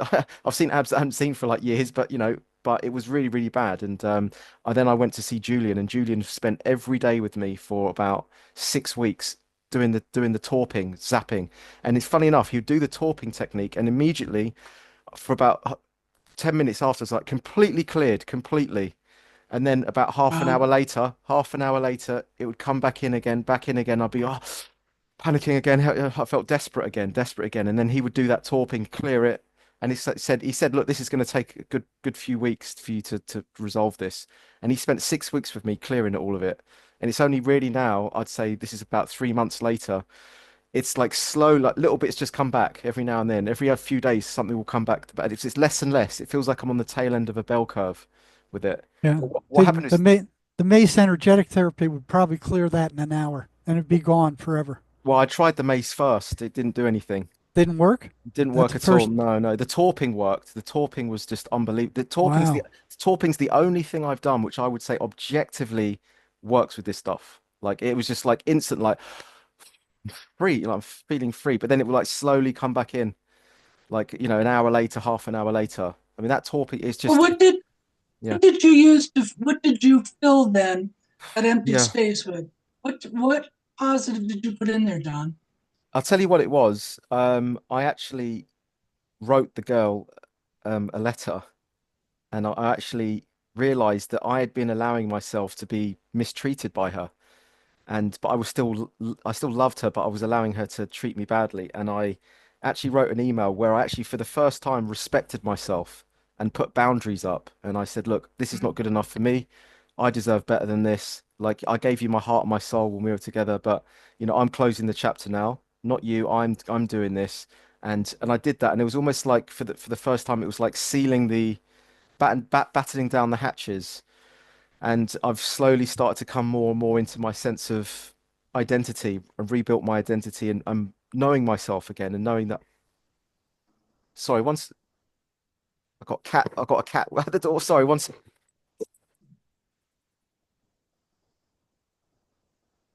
Sorry, sorry. I don't know if you've got cats, but they're I have cats. I yeah, understand. you know the deal. Yeah, and so I've been doing that, and I'm not saying that it's completely gone, but for the first time in weeks that I felt like I'm back. I'm kind of but it's amazing because it was 10 years ago this happened with this girl that I fell in love with, and she left to go to Australia, and I completely left it. And then when she emailed me 3 years ago, I ignored her email. And then when I looked on her Facebook, I fell in love with her all over again. He reached out back out to her, and she wouldn't reply to me. It was just a bit of a kind of a misalignment, but for some reason that dug deep into the deepest core of my wounds, and these entities just Mhm. knew that that was the absolute nectar, golden nectar for what they wanted. It was like that was like the core wound. It was like absolute, yeah, ambrosia to these entities. But Yeah. can I Yeah, ask they a love question? it. Can I ask a question? What do you think these entities for all these different schizophrenics are the same entities from the same dimension or family, or do you think they're all coming from they're all different or not, Jerry? Well, I think they're different. They have, like Judy said, they have different personalities, but the patterns that they run, it's almost like they're all made from some cosmic cookie cutter somewhere. Mm. They all do the same rotten things. They tell lies. They're negative. They anti-religious. They drain the person. They what do you call it? Um, I forgot what they call it. They'll fool you. They're very sly, Yeah. you know. And they have different levels of intelligence. Some of them are very smart, very sly, and some of them are just very stupid. But yeah, I think for the most part they're like dead human beings that have somehow been taken over. Uh, they all seem to be nasty human beings. You think they're human? Yeah, I think Yeah. they're a special class of demons. I Mm. mean, there's different, from what I've understood of the spiritual realm, there's different levels, there's different classes. And I think they're out of a class that goes specifically to destroy human beings. I think that's their assignment. I think it is too. Matter of fact, I remember one girl that she said her voices weren't treating her bad enough, so whoever was above them removed that voice and gave her a meaner voice to deal with her. You know? Hmm. And I remember another time where we got rid of three voices, and then a fourth one appeared because the patient said there were only three. And the fourth one appeared. I said, "Where did that come from?" And he said, "That's their supervisor, and he's pissed." Well, I had some contact with a guy named John Ramirez, who's a former Satanist I don't know what realm of Satanism he was into, but he claimed to have been one of Satan's generals on the east coast of the United States. And he talks about the councils, the demonic councils. And he talks about how they have demonic councils. And these humans who are assigned as generals for Satan are assigned so many demons. And they're given assignments to go out into neighborhoods to destroy neighborhoods with drug and divorce and crime and murder and whatever else. And he said also there are people who are put on the council named to be destroyed. And that those demons go out to destroy that person because they've been given that assignment because that person is named on a council. And that was very interesting to me. So that when I pray for myself or for people, when I get attacked, I pray that all the assignments are destroyed so that nothing else comes after that to replace, like you were saying, when their boss coming. And John said, you've got to cancel all the assignments because the assignments, if one assignment doesn't work, they'll send another one. Maybe John, like what you're talking about, one assignment didn't work, so they send in another one. Then they send in another and send in another one. And I found that when I cancel assignments, the battle ends. That's it. That battle's over. Until they dig up some new thing. And so that makes a lot of sense. And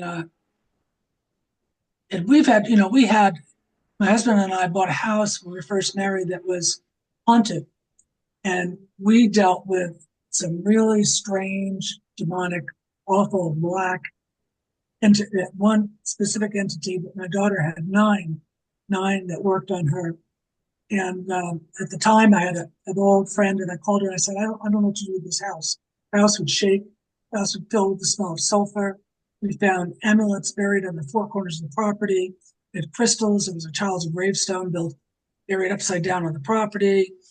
There was a presence that would appear to people in one part of my house, and she said to me, "You have a foul spirit." And I said, "What's a foul spirit?" She says, "It's just a blast of spirit, but they come to destroy." She said, "You need to pray to get rid of that foul spirit," which we did, and it left. It left after fighting for 2.5 years because we didn't know what to do. Crazy. And it Yeah, left. they appear to hate the human race. They just hate the human race, and they hate children more than anything else. I You think know, that there's a so you look, hierarchy. I think there's a hierarchy of them as well. yeah, I think that I they Hmm. think have. there's I, too. I think that some of them have even come in and they target kids from a very early age who have got latent talents like gifts, and they try and cripple these kids' talents from a very early age. They dig in deep from an early age, and I think there's what happens is if you this is what I'm learning is that um, there's entities behind entities behind entities. If you clear one entity, there's another one will come in and fill that gap. And it might be like another contractor comes in, like passing off debt to another debt company. Like another debt company will come in and take that human and they'll work on them. And then you clear that one, another one comes in.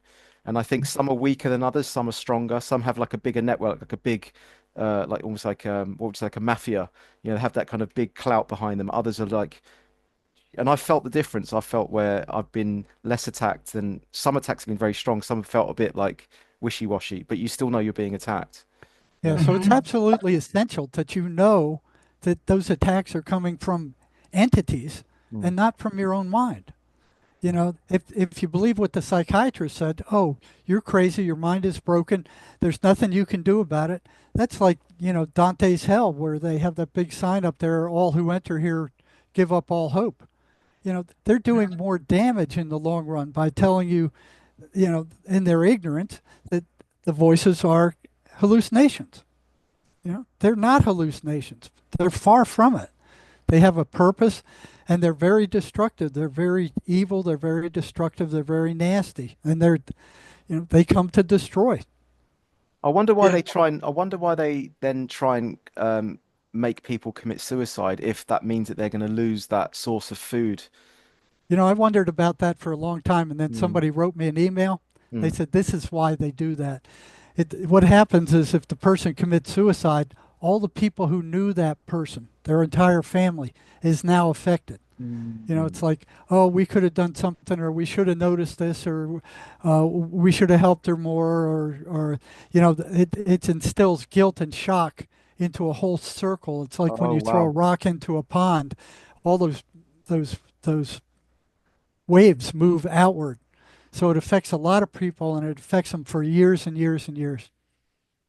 Okay, yeah, that makes a lot of sense. Yeah, there's like a larger reason for that, which affects all the A other larger close group of people are people. Yeah, affected. and then they could It feed off all creates of those, and then they feed off all the family members. Then, Yes. right? Yeah. Mm. creates a whole new smorgasbord. Yeah. I thought maybe it was because their ultimate aim is to make everyone kill themselves, and then um, if they make everyone, well, if they make as many people commit suicide as possible, they're just using uh, they're just trying to make you feel really bad as a way to get to just killing everyone, and I don't know how, but yeah, I don't know. Right. It's And like Judy was saying, a lot of them just get to the point where they don't know what else to do. Nothing's helping them. The psychiatric drugs haven't got rid of the voices. Everybody's kind of turned against them, and they're paranoid about everybody, and they're just kind of at the end of their ropes. So you got close to 50,000 people a year killing themselves in the United States, year after year after year. And where do those thoughts to kill themselves come from? Psychiatry is not helping these people. And what psychology isn't either, really. what if you've got someone who's got no extended family at all? They're just homeless on their own, and they're still getting the thoughts to commit suicide. Then, like, what would be the benefit in that instance for the entities? Well, it takes a lot of it causes a lot of grief to start thinking about killing yourself. It's not an easy thing to do. Mm. So it causes an awful lot of turmoil, you know. And then, once they do, that guy's gone. You know, I don't know what happens to them after if they kill themselves while they're in a psychotic state. What do you think, Judy? What if somebody kills themselves while these voices are telling them to, and that they're attacking them? What do you think happens to their spirit after they leave? Are they taken by the voices? What do you think? Spirit. Or are they Well, free? Are they free of them? oh, well, my worldview is very different. I mean, my worldview is a Christian worldview. So my thought would be that they kill them so that they will not go to heaven, so they will not find Christ. But that's, my worldview. Where did they go? I don't know. I mean, I've listened to some of the near-death experiences of people, some that are saved and some that are not. Some of it's very similar, the ones that have come back to tell the story. So, my opinion is that they come to kill, steal, and destroy. That's what they're assigned to do. That's what they want to do. That is their only purpose. I don't think they think beyond that. Just kill, steal, and destroy. They're like warriors who go out to wreak havoc upon mankind, and it doesn't go any deeper than that. I don't think. Well, I remember asking them once when I was talking to them through a patient. I said, "Oh, what was I gonna? What was the deal?" Oh, they were told. They were told that if they didn't do what they were ordered to do, that they would cease to exist, that they didn't have any light in them. So their higher echelon has told them, you either do what we tell you, or you would just cease to exist. Hmm. I don't know. I mean, then there's the theory that demons are basically Nephilim who have died, and I don't know a whole lot about that. I've read some of it, and what their purpose is, I don't know. That whole spiritual realm is it's a big ball of wax, and there's a lot of views on that. Well, there was I think it was a psychiatrist who wrote a book back in the 20s. His wife was a psychic, and what they would do, they would use static shock to drive these voices out of the schizophrenic, and then the wife would intercept them and talk them into the light. And if they went into the light, they would disappear. And I tried that, and it actually worked. I tried it several times. It actually worked while I was working with prisoners in the prison. If they would go in the light, but they're told that the light is dangerous, that it will hurt them, to stay away from the light. Hmm. And they're also punished if they're discovered. So if they're discovered as voices, as entities, they're punished. You mean in a person's life, if a person discovers that they're an entity, they're punished? Yeah, they're punished. And Who's they're punished? punished if somebody else finds out the voices. Oh, so the entities get punished by their own They hierarchy. get yes, they get Yeah. punished by their own hierarchy. If they fail to inflict enough misery on the person, they get punished or replaced. Yeah. Yeah. John, it was interesting what you said too Mm. about boundaries, that when you Yeah. set a boundary with this girl, Yeah. this I think that's so relevant and so important because I think that by an act of our will, we can choose to let them in, or we can say, nope, these are my boundaries. Do not cross this line with me. It Yeah. may be that a person's crossed a line, and for that reason, they've come. It could be maybe you've crossed a line and they come because of that. But when you set your boundaries strong and say, nope, this is where it begins and ends, they don't cross that. And that's a powerful thing to know because I thought, like I said before, that I just had to let everything in. But when I started setting boundaries, saying, nope, you can't come in. Nope, this is who I belong to. I'm not going to have you. They knew they didn't belong there. They knew they had no Yeah. power authority over me because I set that boundary. They knew it was true and they left. So I think, what you're saying about the boundary is really important. Mm. But it's taken me like I would say 7 months, and of like I'm nowhere near like nothing. I can't even like begin to imagine what you've gone through, Judah. Please don't think I'm trying to make it sound anywhere on that same level. But subjectively for me, I went through real bad times. I was like an Well, you like know an what it's like then. alcoholic, chain smoking alcoholic, pretty much for the 7 months. Just because I Mhm. just didn't know what to do with it all. And I wouldn't say that I was getting thoughts per se, but it was just this feeling of just grief and just panic. And then Julian was telling me entities are just absolutely having a field day with you at the moment, he was saying. So Mhm. yeah, yeah, bad. Well, did you also feel the pressure, the oppression, and the presence that I could feel Mm. the darkness around me. I could feel it. They come with a presence, and it's just yeah. Mm. And I can feel now if I got attacked now, and I don't go through many big attacks anymore. Mm. A lot of it's just simple stuff. You get a Mm. thought and you go, well, I'm not going with that one. You throw it out. I don't get big attacks like I used to get, and so I don't know. I was going somewhere with that, but I forgot what it was. Boundaries, I think. Yeah, boundaries. Yeah, But once you lay those boundaries, yeah, and like Jerry was talking about, Sherry that did the It's a Lie program. That's a boundary. It's a lie. Don't cross here. yeah, yeah. And boundaries, I think, has a lot to do with it. I don't know how much they can take us without our permission. Yeah, at some level, you have given them permission to be there. Hmm. Yeah, I mean, I gave them all kinds of permission to be there, and just by entertaining them is a permission. But I didn't know that I didn't have, that I didn't have to have them. Didn't know that I could say no. and they were preying on all my trauma and my hurt and all the negative stuff in me, playing on that and digging that up constantly, kind of what, John, probably what you went through with despair and the darkness and Yeah. the being lost. They play off that.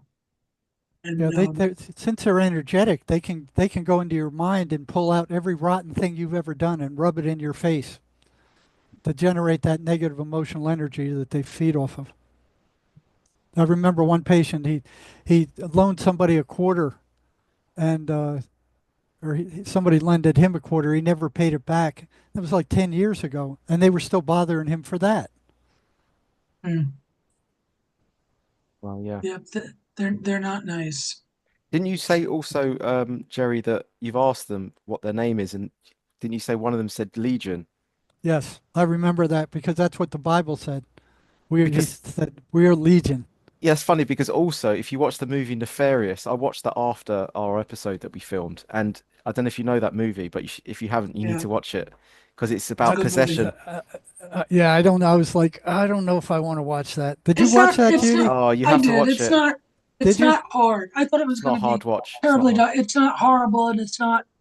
I thought it was going to be very demonic. It wasn't. Yeah. Oh, It good. wasn't hard. It Okay. wasn't hard spiritually to deal with. No, but you should watch it because it's more psychological and just watching how this person's like battling with the tug of war between being possessed and coming to his own thoughts again. And then he's basically losing the battle and then he ends up he's on death row and he's trying to tell the person that the reason he's killed all these people is not because of he's done it, it's because he's been possessed by entities to do it. And he's trying to Yeah. convince the person that that's the reason. And then he flips between being possessed and then being in his normal self. And then he says, when he's possessed, he goes, "We are Legion" or something like that. He says Legion. And you said that as well. I thought that was Yeah, yeah. interesting. I ran into that personally. Yeah. And I think that happens a lot is, these things take people over and make them do these horrible things, Yeah. to make people suffer. Mm. They're out there, they do exist. One of the biggest, what do you call it? Uh, Lies that the devil has ever perpetrated on us is that he doesn't exist and neither do these demons. And that's kind of like what psychiatry is telling everybody. Oh no, there are no demons. It's a chemical brain imbalance in your brain. You know, it, you have to know what the cause is to fix it, and they're giving a false cause. Yeah. Well, they don't deal in the spiritual realms, and Not at all. they don't deal in the different dimensions. And they're saying how many dimensions are there? There's tons now. They're saying I don't know, 10, 15, 16 dimensions they've A lot more discovered. than that. Yeah. Yeah, and they just live in another dimension. I mean, if you listen to the people that have the near death experiences, they travel, they all go through the tunnel. And then one guy was talking about how he actually traveled in another dimension through the galaxy faster than the speed of light. He went through the galaxy. So God allowed him to see it. So he was going. So I don't understand. I don't get it all. It's above my head. But I know you can go through these dimensions. And having had my head in another dimension, I know they exist. And there's so many of them. But science doesn't deal with any of that. They don't. They Yeah. don't deal with any Robert of that. Monroe talks about that in his books on the astral travel.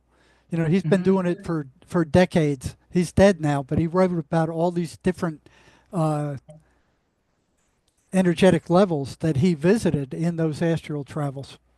Other planets and everything else. Mm-hmm. And Yep. it's not just schizophrenia either, is it? I think that a lot of mental health issues can be put down to entities. You know, a friend of mine, he actually committed suicide a few weeks ago. He had OCD, and I was thinking OCD. He actually put a video out saying he was just tortured by it. And I wish I could have got to him sooner and said, "Look, man, I think this is entities that are going for you here. Like all these thoughts are just completely screwing his brain up and making him question everything. You know, absolutely everything he did that day, he was questioning it to the point where he just couldn't deal with it anymore. And it was sad. Mhm. He put a video out talking about it, and then like the next couple of days, he jumped in front of a train. But that can't have been him. I believe that's entities, creating that. Don't know if you, I I don't know think what your thoughts are on OCD, this. Yeah, I think bipolar, mm, depressive, yeah, schizoid. I think all of them yeah, have to do with entities. And mm, I was listening to a preacher preach one time. He'd been in a severe depression for 9 years. I mm, mean, severe depression, 9 years. And then one day he read some scripture and boom, it left because he got the truth of who he was really and what his situation was. And it wasn't that he was to be depressed. And that truth dispelled it all. And they went, he's never been depressed again. He said it was the most horrible 9 years of his life. And then in 1 second, boom, it was all gone. They left because he read the truth and they left. And I think, science doesn't deal with any of that stuff, but so much of the world is spiritual. Oh yeah, yeah, we're spiritual beings, and Mm-hmm. psychiatry seems to deny that. They go, "Oh, everything that happens to you is physical, and some physical drug we have to treat it." But if you notice, they're only treating symptoms. They're not curing anybody. You know We can't that cure energy. no, Yeah. all it does, you can change it, but you can't kill it. So they're trying to treat spiritual problems with physical drugs. It's like pouring Thorazine on a magnetic field on a big magnet and expecting that magnetic field to dissipate. It just doesn't work that way. Well, it's the same as trying to figure out how to get, like I spent, those 4 years trying to figure out, trying to intellectually discover the answer. Because I thought I could find the answer, I could figure it out. And there's no figuring it out. It's not an intellectual problem. It's not a brain problem. It's a spiritual problem. And if you don't deal with the spiritual stuff, that there's spiritual stuff going on there, there's spiritual entities. There's no coming out of it. mm. I'm sure It does.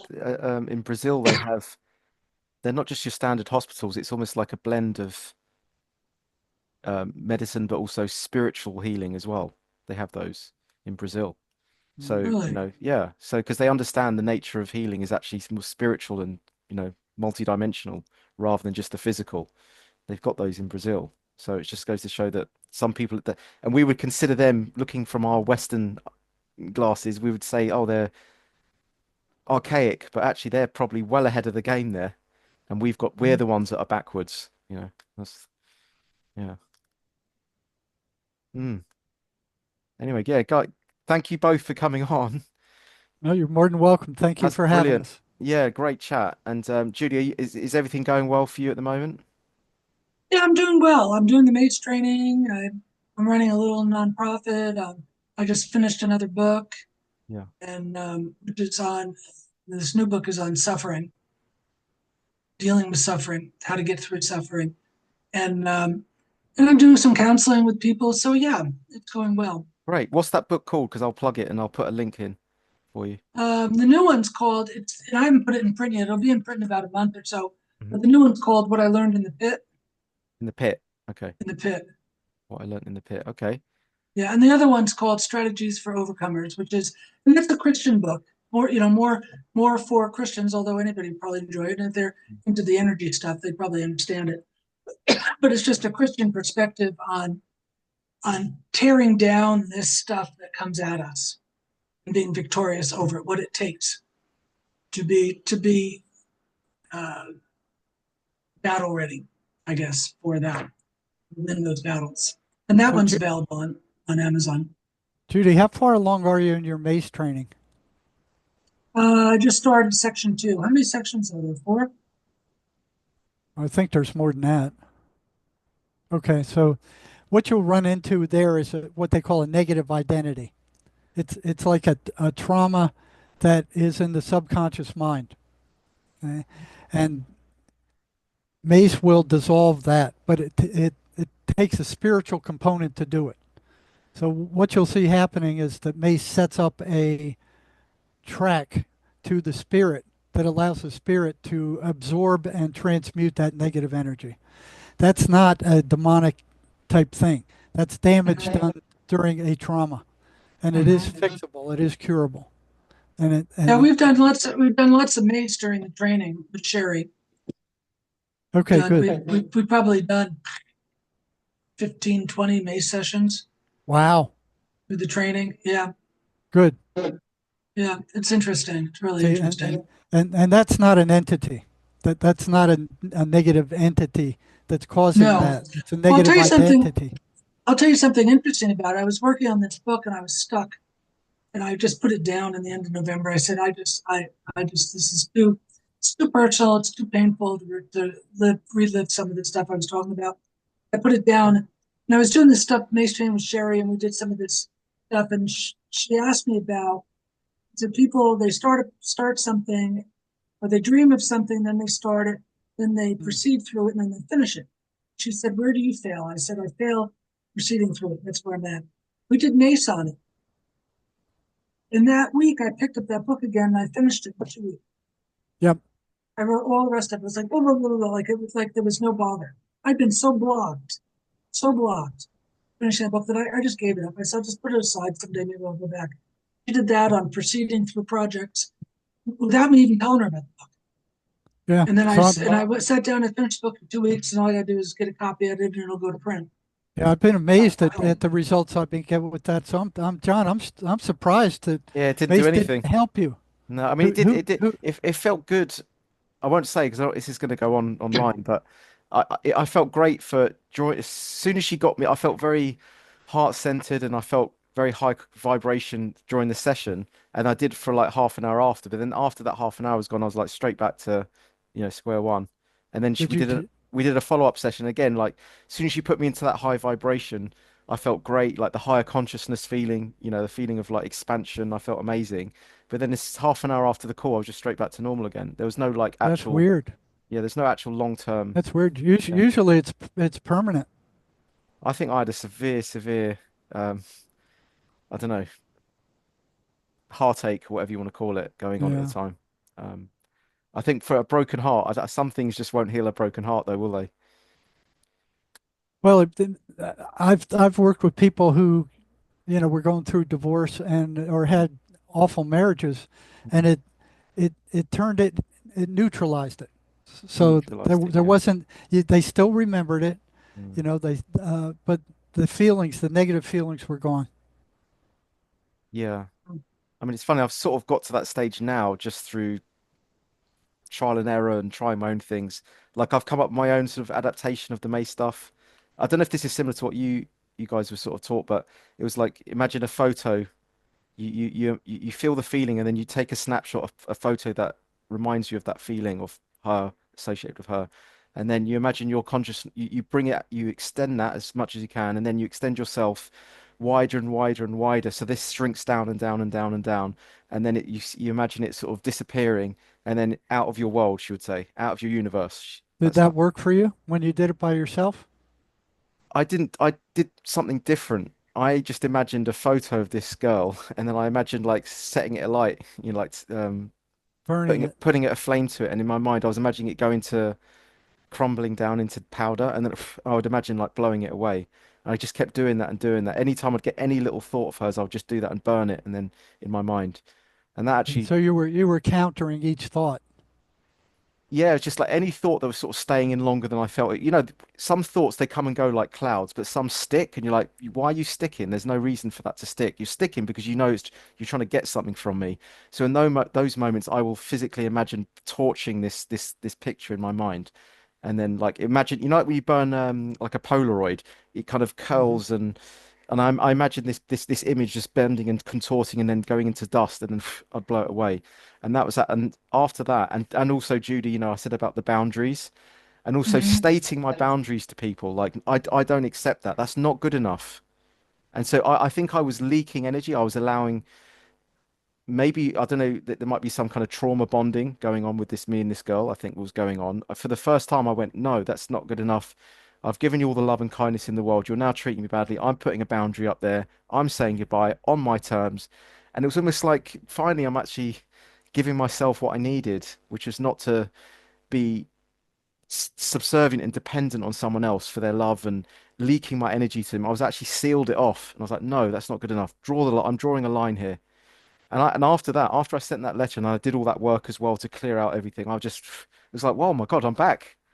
Well, where have I been the last 7 months? It's almost like Dorothy Gale coming back to Kansas again. It's like that was a strange experience. You know what Yeah. it sounds like? It sounds like you broke a soul tie. You know Yeah. what soul ties are? Yeah, I've heard of that. And I think I had that with this girl. Yeah. Because if you have a soul tie with somebody, Yeah. then you've made an agreement in some way, somehow, to act and to be a certain thing Yeah. in that relationship. Yeah. And in that relationship, if you were allowing her to abuse you, you had to break that soul tie Yeah. in order to get free from her. That sounds Yeah. like what you did. All right. And I I'm not see good. that with people. Okay. Yeah. Because that's I won't go into this story, but that's exactly what happened. Basically, she would get me interested and then push me away. Get me interested and let me go. And she Mm. kept doing that and doing that. It's almost like psychological torment.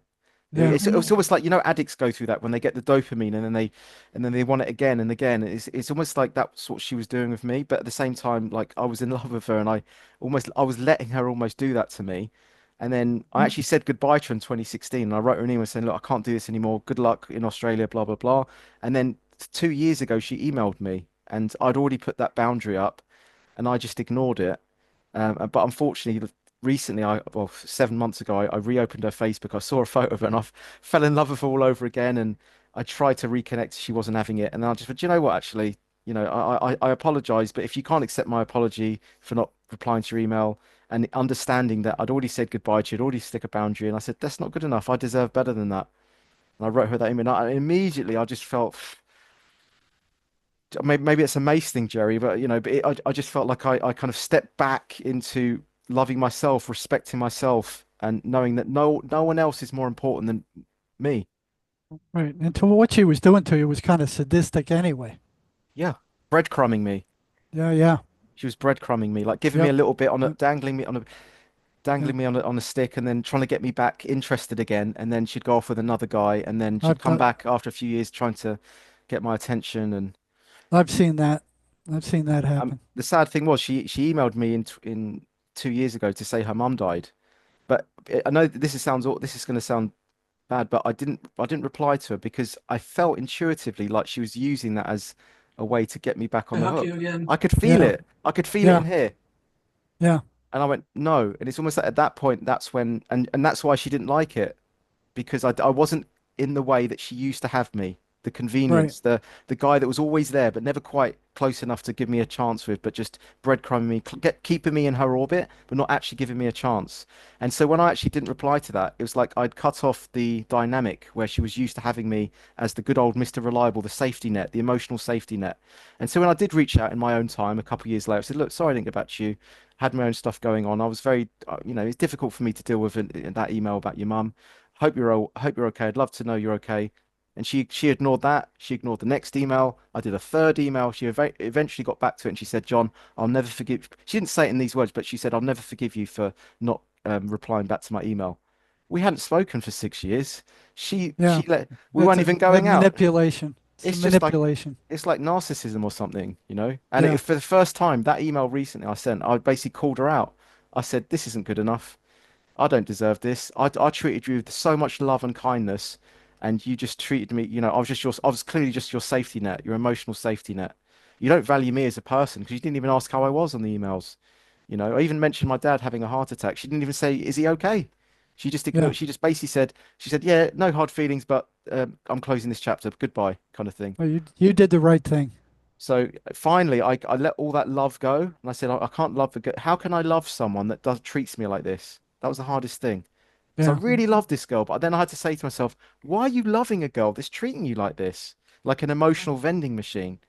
So I had to say, actually, no, I'm better than this. I deserve better. Don't just be seduced by this sort of, it's almost like a love bite. That's what it felt like. And just writing that email really like assertively, but not accusatory, just really like, these are my boundaries, these are my lines. You didn't treat me well. I'm not having that anymore. Wish you well, really, and that's it. And I just, it was like, Good for you. it's like something came off me, Jerry. Yeah. Well, Good it for sounds you. like she found an unhealthy part of you she could Yeah. whip. She knew that Yeah. she She could could whip whip me. you. Yeah, She yeah, could whip you into anything she wanted. And until you got rid of that unhealthy part of yourself, you have these entities coming and feeding off it. They've fed me And it off sounds you. like your process was 7 months of healing from that unhealthy part of your personality Yeah. and learning those boundaries so that you will not get caught in that again. You know, the strange thing is, though, I actually think on another level, these entities are actually helping you. And I know that's going to sound a bit crazy, Jerry, but like, hear me out on this one. On the surface level, they're attacking you. They want to hurt you, hurt you, right? But on a large, if you stand back a little bit and look at the canvas a bit more, sometimes there's a deeper reason, there's a deeper there's a deeper contract with these entities that they're meant to show you aspects of yourself to then develop more and bring more of yourself out into the world. Like Judy, you're now you're an author now. You're writing books on this. You're helping other people. Like Mm-hmm. potentially, if you hadn't have gone through this experience with the entities, you wouldn't be here right now to help other people. So maybe there is some kind of level of contract with these entities, as long as they don't actually kill you or lead you to kill yourself. It's What do you kind of think of like you that? hit bottom and you go, like Judy was saying, Yeah, you want to go deeper into this hellhole, yeah, or are you going to turn around and you know, yeah. it's a dualistic universe. There's black, hot, there's cold, there's black, there's white. I mean, it's dualistic. So you already know that these things are you'll figure it out that these things are negative spirits. So by there's an other side to it. The other side of the coin is like what Judy found. You know, start The moving other thing is, that though, direction. Mm. the other thing is, John, they point out your weaknesses. They know what your weaknesses are. Yeah. They come. So, Mm. and I'll agree with you on what you said, that if they point out your weakness to you, you have an opportunity to make a change, like Yeah. you did with that girl. You Yeah. had an opportunity to change that part of yourself. With me, with all that they worked on me, Mm. I didn't realize at the time, but it gave me the opportunity to clean up all this junk, that was inside me. It took a lifetime, but it happened. And because they do know the way. I remember one time sitting in the first house that I owned when I was first married, and this boy said to me, "You are just a piece of crap. You are this and this and this, just out of the blue, and you're weak in this area, blah blah blah." And I thought about it. I thought, there's a lot of truth to what it said, and I started laughing. I said, "Yeah, so what? So what? So what if I have weakness? What? I should die over this? I should feel so bad about this? Okay, we're all weak." And it was the most freeing moment I think I ever had, because I got attacked and I acknowledged, okay, half what you're saying is true. Big deal. I love I'm that. not gonna I'm not gonna lose sleep over it. That's so And the other powerful. half the other half So what? sucks, you Yeah, know. But yeah. they tell you a part of truth, and what we do is we bite down on what is true, and then we kill ourselves over it. And that was the most freeing. I think it was the most freeing moment in my life in dealing with these things. I realized, yeah, okay, that's half true. I'm a jerk. Okay, I accept it. And moving on. Like, who's not? Who's not a jerk sometimes, you know? Mm. And Do it you? was like, and I told Jerry that story on a different Mm. show. There was my youngest daughter, went through a very severe depression when she was, I don't know, 14, 15. She refused to go to school. She was out of school for like 47 days. I don't know why they ever passed her. She didn't flunk anything. She got her work done, but she was holding up in her room, and we tried everything we could to help her. And I was praying about it one day and asked the Lord, what do I say to her? How do I help her? And I got an idea. So I went in her room and I said, tell me what you're dealing with. What are you feeling? She said, well, I'm depressed and I'm anxious and I'm sad. And I said, so let me ask you a question. I said, if you went outside and some bird came and landed in your head and started making a nest, would you let it? And I said, then another bird comes and starts building a nest in your head. Would you let it? Pretty soon you'd have a head full of birds and birds' nests. Would you let it? And she said, no, I wouldn't let it. I said, so why do you let every thought in that knocks on your door? I said, if you're in your room and you hear a knock, knock, knock, and you say, who is it? And it says depression. I said, what would you do? She says, well, I open the door. I said, you foolish girl. You can't let everything in that knocks on your head. You check it, you say, oh, depression, sorry, I don't want any today, goodbye. You don't let them in. And she thought about that for a couple of days, and about the fourth, fifth day, she came out of the room and her depression had broken, because she decided, why am I choosing to let this run my life? You know? And it was a powerful thing for her. It was so empowering to her to realize, wow, I can have this control over my mind and what I feel, because feelings come from thought. I think it takes like 17 seconds to go from thought to feeling. So you can control the emotions by controlling the thoughts. And she had no clue. She just thought, well, and I as a kid had no idea. I thought something comes knocking on my door, I just let it in. Nobody ever trained me not to, you know. Yeah, that's so true. People need to pay attention to what they're thinking.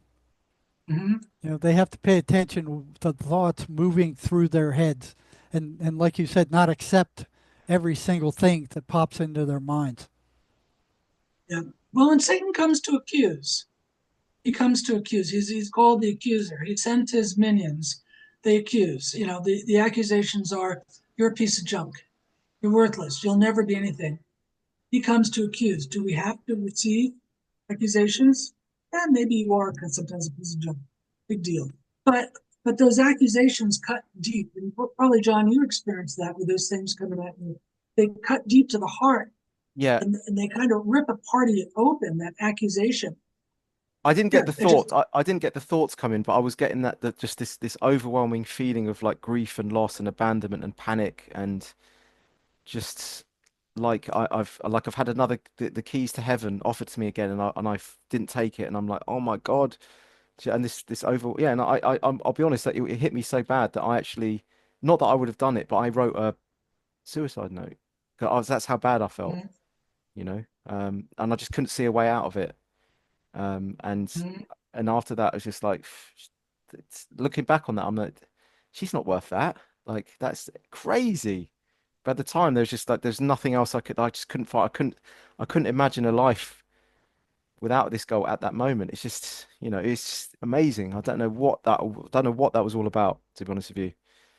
It's very, very strange. But I do know that I was then attacked from that. It irrigated the deepest wound that I had, and then it was like it mm-hmm, was being fed off for weeks and weeks and weeks.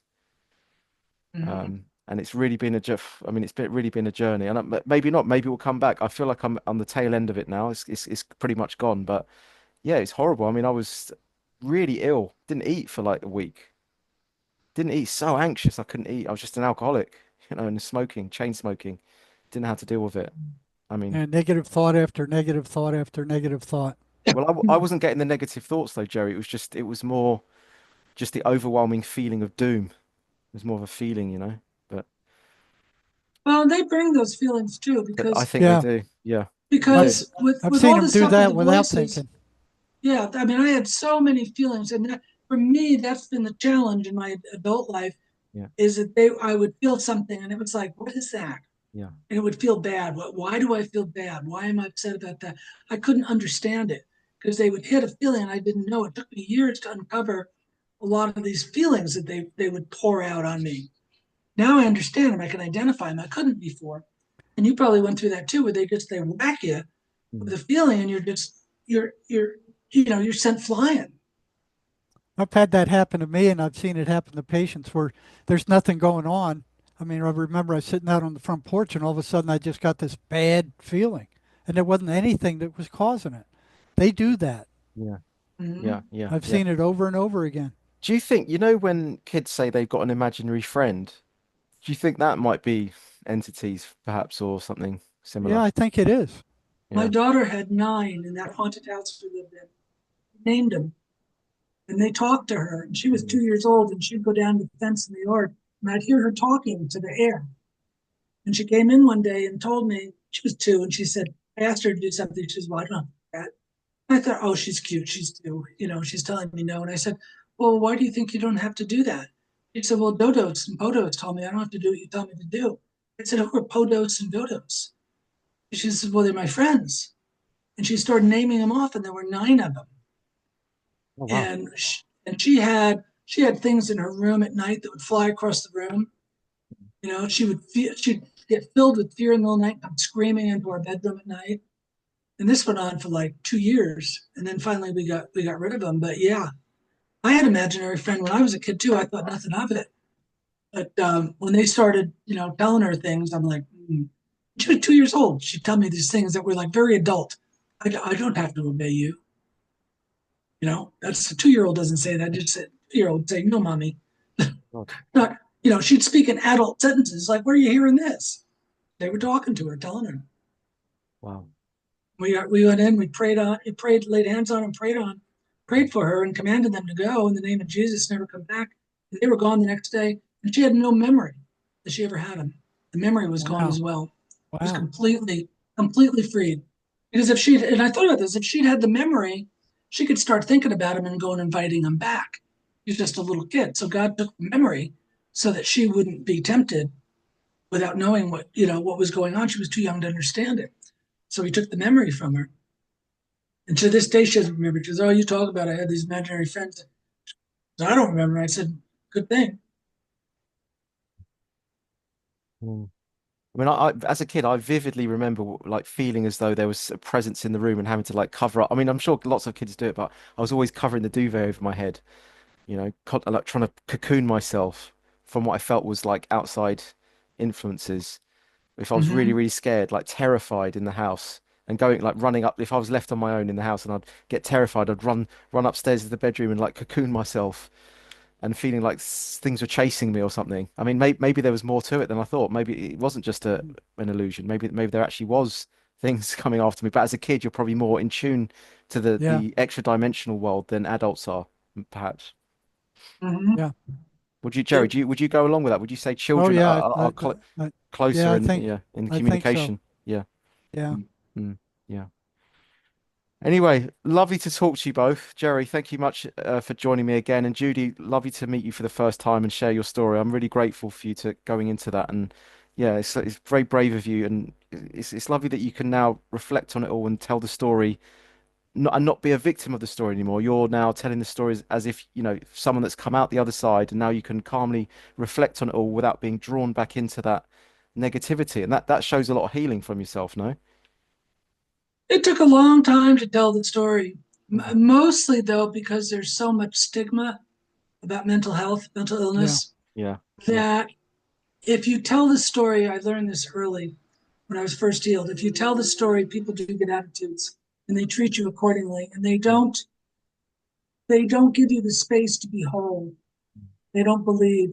They really, because our society doesn't believe there's healing and wholeness. So even though they believe that you say you're healed, you still get the stigma. And so I stopped talking about it when I was about 22. And it wasn't until I met Jerry that I decided I could tell the story, because it doesn't affect me anymore. Yeah. Lovely. I don't care what people think about me. I'm too old to care. That's the spirit. I love what you say before, like, so what? Like that's like the ultimate kind of like when I you just just don't don't, care anymore. I don't Yeah. care. I Yeah, mean, I that's have, it. Yeah, I yes. have, I have friends from that I knew in my 20s that if I Yeah. contacted them today, they would tell me I don't really want to talk to you, because I was so crazy and they didn't know what to do with me, and they Mm, they just wanted me to go away. Because when you're, and Jerry probably knows this, dealing in the psych hospitals. I mean, when you're psychotic like that, you're so intense. You can be so, people. It just scares the crap out of people.